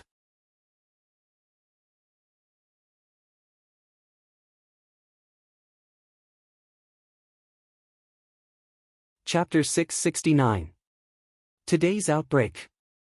The first update is coming. The old man stood there quietly, motionless for a long time. The corners of his mouth curled into an indescribable bitter smile. But when he thought of his grandson, June Mo Xia, he smiled proudly. He remembered what his grandson had told him before he left. Grandpa, our June family is going to attack the Silver Blizzard City. After we leave, the June family's headquarters will be empty.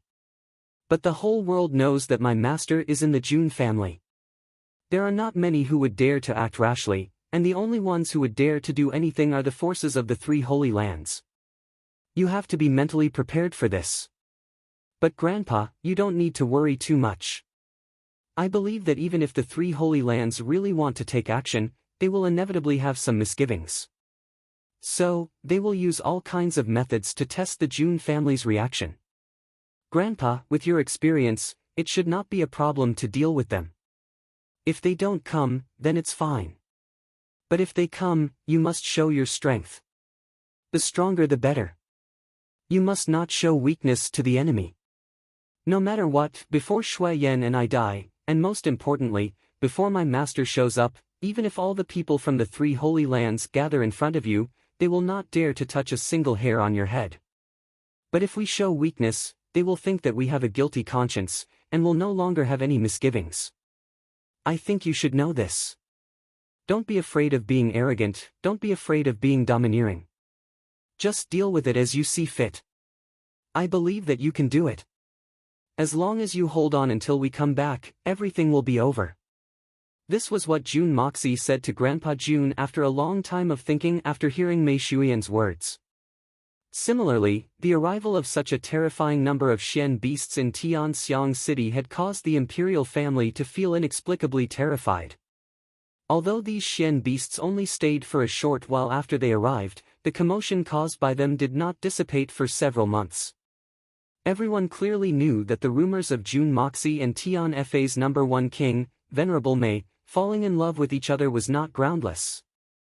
It was a fact. If they wanted to touch the June family, then they would have to face the terrifying power of the entire Tian Fa forest. With such terrifying strength, who could afford to offend him? Even the three Holy Lands would have to think twice, right? It could be said that His Majesty had suffered greatly during this period of time. First, June Moxie openly executed his most capable subordinate in front of the imperial palace for 10 days. However, he, the mastermind behind the scenes, did not even dare to make a sound. This was something that would make people die of grievance. Who knew that June Moxie would bury his empress together with Yi Gohan? This was a well-deserved conclusion. This was tantamount to putting on a green hat that he could never take off, an eternal cuckold. Too green. After being humiliated twice in a row, the emperor of Tianxiang almost collapsed. But when June Moxie was doing these two things, he didn't mention him at all. Not even a word about being implicated was mentioned. Although the entire world knew that June Imo Xia was wantonly humiliating the emperor of Tianxiang, but no one said anything openly. Even if there was, no one would dare to say it. Was he tired of living? The June family's young master June had slaughtered people with a glare. No, he wasn't just slaughtering people anymore. He was cutting people into pieces.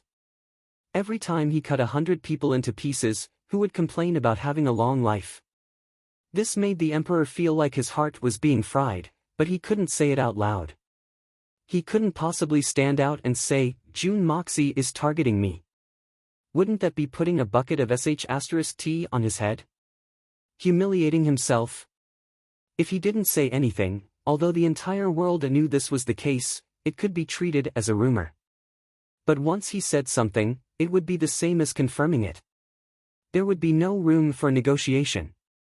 It was as if the whole world was watching a mute person suffering from bitterness, the ruler of a country who could not say anything. These few days, he had been thinking that if June Moxie went to Blizzard Silver City to seek revenge, he would go all out and secretly send people to dismantle the Tomb of the Lovers. By then, the rice would be cooked. He believed that even if June Moxie came back, he would not be able to do anything to him. But he didn't expect that before June Moxie could make a move, there would be someone even more ruthless. That was a tyrannical existence that even the three Holy Lands did not dare to go against, Tian Fa Forest. Oh heavens, oh earth, are you still going to let me live?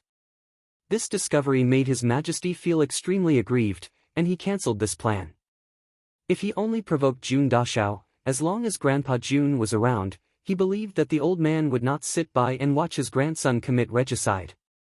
Even if it was a little more humiliating, the Tianxiang Empire would still belong to the Yang family. But if he provoked the Tianfa forest, then it would not only be a problem for the Tianxiang imperial family, but the entire Tianxiang Empire would be erased. Therefore, even though the emperor was furious, he didn't dare to make any rash moves. Every day, he would explode with anger, to the point that he was about to vomit blood, but he could not let out a single bit of anger. There was really no room for him to vent his anger.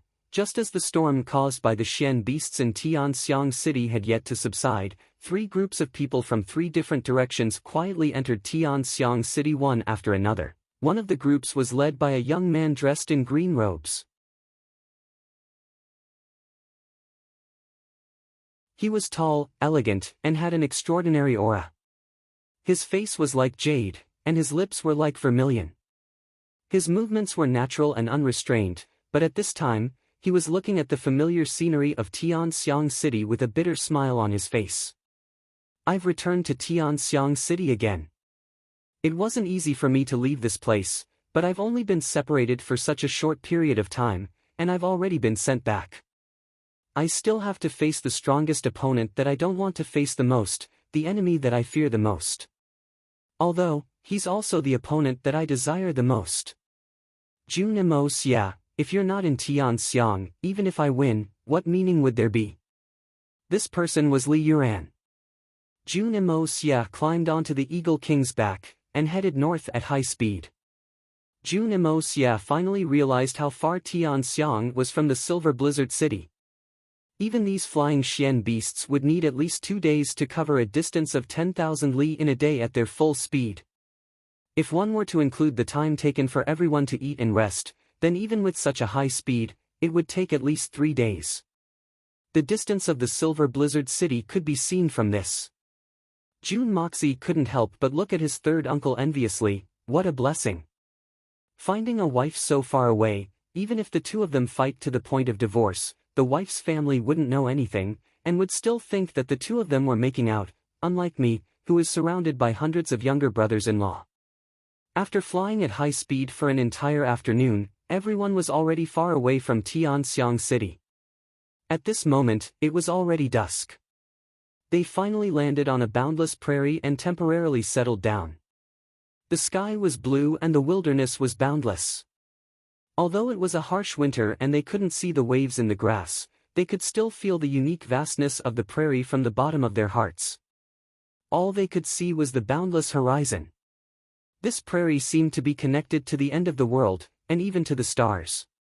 One could only imagine the scenery if one were to come here in the middle of summer. They lit a bonfire and set up tents. Everyone was already prepared, and had brought their own rations with them. After eating, they gathered in groups of 3 to 5, and talked loudly. This was especially so for those beast kings who had just transformed into human form. More than 10 of them gathered together in high spirits. Actually, these beast kings had only just transformed, so they were still not proficient in speaking. Often, they would jump out with a few roars from their original bodies, or they would talk in a completely unrelated manner. However, they would never get tired of it and were enjoying themselves. On the other hand, Guan Qinghan and Dongfang Wenqin were a little tired. The 2 of them had the weakest cultivation in this trip, and were even weaker than the little princess of the Silver Blizzard City, Han Yen Meng. Moreover, it was their first time being thousands of feet above the ground. Although they had Mei Shuian's protection, it was still difficult for them to adapt to the journey. It was inevitable that they would be tired, and so they rested early with Han Yen Meng and the others. It was late at night, and even the 3 brothers of the Dongfang family were snoring early. However, Jun Moxie, Mei Shuian, Jun Wui, Solitary Eagle, and Feng Wanyun were not sleepy at all. They were about to attack the Silver City, and Jun Wui was especially excited, like the waves of the sea. Naturally, it was difficult for him to sleep. Jun Moxie, on the other hand, had the mysterious art of creation with him, so he did not feel sleepy at all. Mei Shuian was the chief supervisor, so naturally, she could not be careless. Moreover, her cultivation was profound, so even if she did not sleep for 8 to 10 days, it would not be a problem. Solitary Eagle and Feng Wanyun were both battle maniacs. Seeing that the battle was imminent, their blood was boiling, and they could not sleep at all. The five of them walked together on the prairie, feeling the soft grass under their feet rustling from time to time. In the distance, the bonfires burned so brightly that half of the sky was illuminated. Under the vast sky, they felt a kind of tranquility that touched their souls.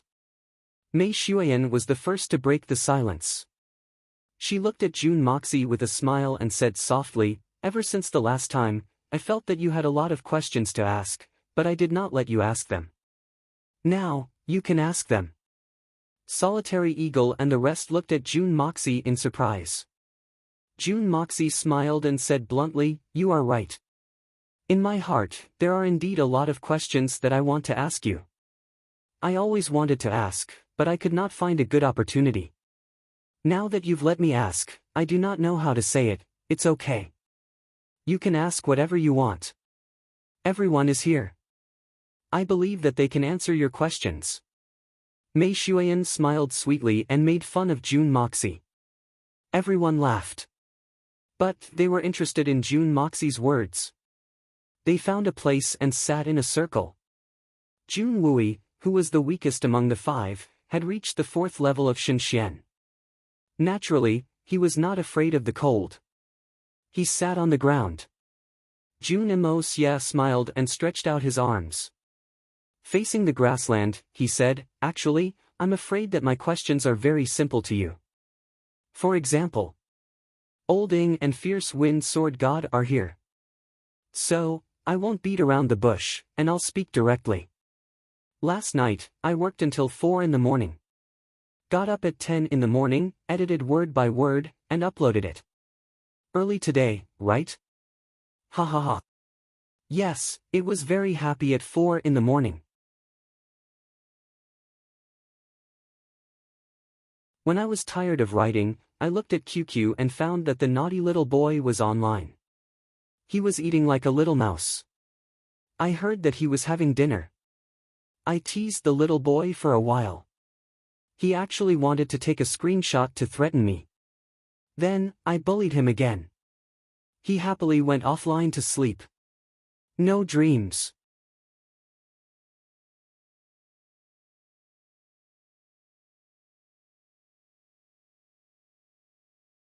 Chapter 670. Jun Mo Xia paused for a moment, and then continued, "Ever since I came to know about the existence of Xian Qi in this world, there have been 9 levels. Then, there are Silver Xian, Gold Xian, Jade Xian, Earth Xian, Sky Xian, Spirit Xian, and many other realms. At that time, they were called the Supreme Shen Xian, and that was the pinnacle of martial arts. At that time, almost everyone in the world agreed that the 8 great masters were the pinnacle experts of the world, and also the strongest martial artists of the human race." Mei Xuan plucked a stalk of grass and played with it in her hand. She said slowly, "You're right. From the point of view of the secular world, the 8 great masters are the so-called top experts, the strongest martial artists. This is not an exaggeration. However, as I gradually got to know Old Eagle, I learned from him that Shen Xian is actually different from the great masters, and that there is an even higher level above the great masters. It was from that day that I learned of the saying, Shen Xian is a 12th level expert, one step at a time." Jun Moxie looked at Solitary Eagle. Solitary Eagle rubbed his nose, a little embarrassed. Bragging in front of Jun Moxie and bragging in front of Mei Xuan were 2 different feelings. Old Eagle felt that he had been betrayed by someone. Shen Xian is a 12th level expert, one step at a time. There is indeed such a saying, and it is not an exaggeration at all. If some great masters are stuck at the 5th level of Shen Xian, they may not be able to advance even if they spend their entire lives trying. It is very likely that they will not break through to the 6th level until they die of old age. First, every advancement requires the support of a huge amount of Xian Qi, and it also requires special opportunities. Not everyone can be like you, leaping forward like a monster. Mei Xuan said faintly. She lowered her head and didn't lift it, as if she was thinking about how to reply to June Moxie. After that, the Shuehan Manor appeared, and even the three Holy Lands appeared. Only then did I know that there was a realm above the Supremes. It turns out that the so-called pinnacle existences of this world, the 8 Great Supremes, are still very far away from the pinnacle of martial arts. And then, when you appeared, there was actually an even higher realm, Venerable. But the experts of the 3 Holy Lands that appeared after you actually numbered in the hundreds. This really makes me feel strange. Even if it was for the sake of the war for seizing the heavens, these people wouldn't remain unknown, right? In that case, the 8 Great Supremes of the secular world, what can they amount to in these turbulent times? June Moxie furrowed his eyebrows and asked, other than that, are there other levels above the Venerable One? A higher level? If it really exists, then what is the true peak level of this world? This question actually caused Solitary Eagle and Feng Wanyun to be extremely curious. These two people who had been obsessed with martial arts for their entire lives, how could they not be interested in such a question? The true peak level of this world? Mei Shuiyan took in a deep breath and raised her head. She smiled and said, looks like all of you are very curious. Originally, this topic was forbidden by the 3 Holy Lands and Tian Fa Forest, but now, since the 4 sides are already enemies, then I don't mind sharing it to clear your doubts. She was silent for a while, then said, actually, the lowest level of profound Qi, the 9th grade, was nothing more than a testing ceremony in the distant past. It was a method created by an extremely powerful person to test the cultivation talent of a disciple. Only from Silver Xian onwards can it be considered the official start. So, there has always been a saying that those below the 9th level are all ants. This saying, when traced back to its origins, can be considered to be reasonable. Because if one cannot break through to the 9th level of Xian Qi within a certain period of time, then even if one breaks through in the future, one's lifetime achievements will not be too high. And this period of time is naturally the shorter the better. The shorter the period, the higher your talent, and the greater your future achievements will be. From Silver Xian to Shen Xian, although the barriers between the realms are very strict, in reality, anyone can reach them. As long as one puts in the appropriate amount of effort and time, this path is not difficult. Because in this period of time, even if there are obstacles and bottlenecks, just the accumulation of time can be used to grind through them. As long as one has enough lifespan and unremitting effort, this process can also be said to be a process of cultivating one's character, or rather, a process of building one's foundation. Even if one reaches the level of Shenxian level 4, one cannot be considered a true expert. Mei Shuiyan said lightly. Hearing Mei Shuiyan's words, Solitary Eagle and Feng Wanyun looked at each other and smiled bitterly. The two of them had struggled their entire lives to barely reach the level of Shenxian level 4, and then broke through to the supreme level with great difficulty. It had practically used up their entire lives. But now, from Mei Shuiyan's mouth, it was not considered a true expert, just a process of cultivating one's character and building one's foundation. With such a huge difference, if they still said that they were not disappointed, then they would not be lying, but lying to themselves. Only when one reaches the supreme level can one be considered to have truly stepped into the doorstep of a Xian Qi expert. Because only at this level can one sense the heavens and earth, and form their own thoughts and unique fighting styles.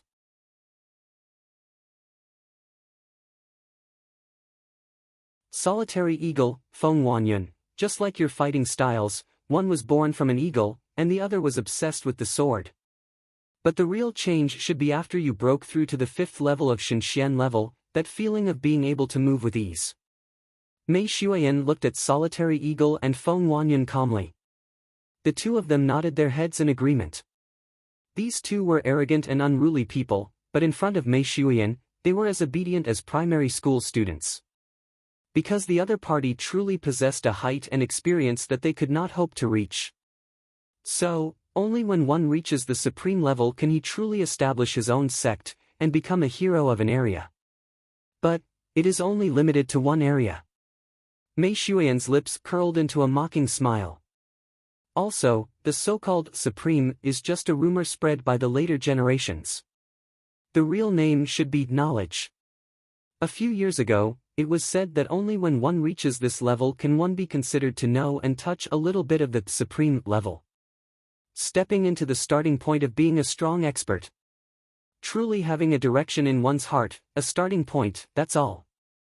But as the later generations passed it down step by step, not only did knowledge become the peak of the mortal world, but it also slowly evolved into supreme. This is really hilarious. Supreme. That is the highest in the world, how could it be so easy? Solitary Eagle and Feng Wanyan finally could not help but blush, feeling extremely ashamed. Although Mei Shuiyan was not talking about them, they still felt their faces burning, as if someone had slapped them harshly. There was an indescribable feeling in their hearts. Every time I come out, I always hear people talking about how Xian is in the pugilistic world, and I always find it funny. How can a mere silver Xian, Yu Xian, be worthy of being called a Xian? This is really preposterous and laughable, the biggest joke in the world. Mei Shuiyan smiled slightly and said, since ancient times, the ranks of the strong in Xian Qi have always been differentiated by the word Xian. I've said it before, only those who have reached the supreme level can be called Xian. Not only today, I've said it many times in the past. These words are not just my own words, but the real distinction of ranks since ancient times. Only those who are above the supreme level can be called Xian. Xian Qi experts. Only then can they be called Xian.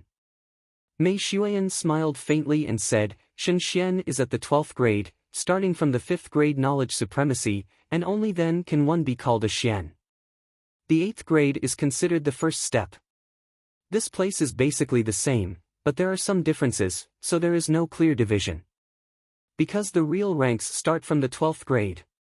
So this level is called above the knowledge supremacy, which means that it is a step further than just knowing.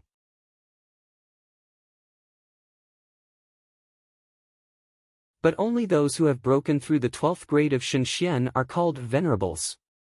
Then, how are the venerables divided? This question was not asked by Jun Moxie. It was asked by Feng Wanyan. Mei Shuiyan's words today had finally resolved a common doubt in their hearts. Venerables are divided into 4 levels.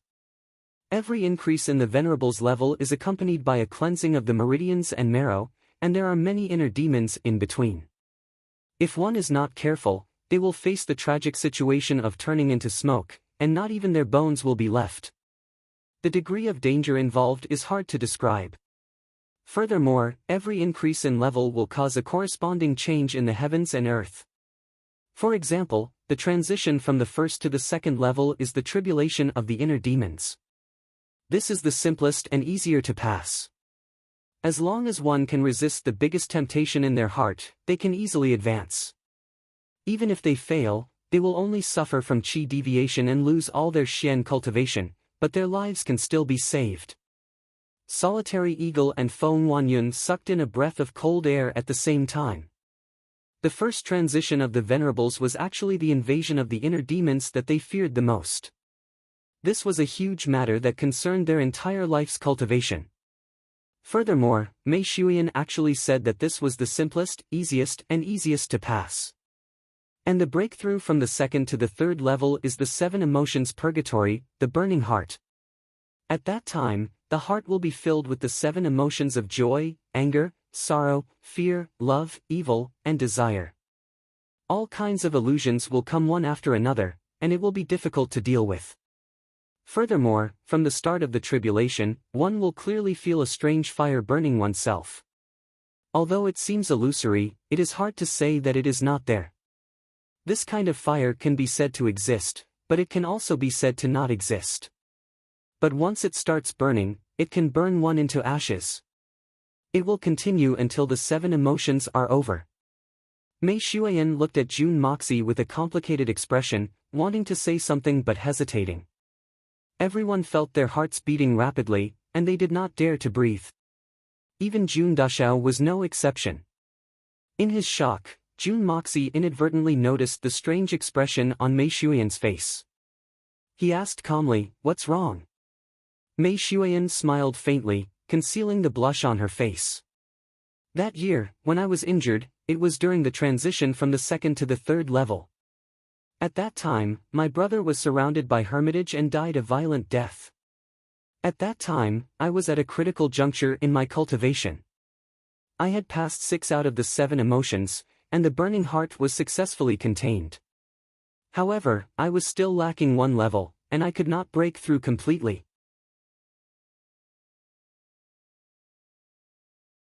I was forcefully contained at the peak of the 2nd level, and could not advance any further.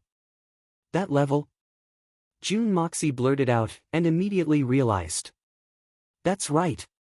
You don't have love. Without love, how can you talk about the 7 emotions? You're tuning into the Passion Pages YouTube channel. We're so grateful for your support, and don't forget to subscribe to join us on this incredible journey through captivating stories. Your generosity through donations truly makes a world of difference, as it's the primary source of revenue that allows me to expand and enhance this channel for you. Thank you from the bottom of my heart for being a part of this adventure,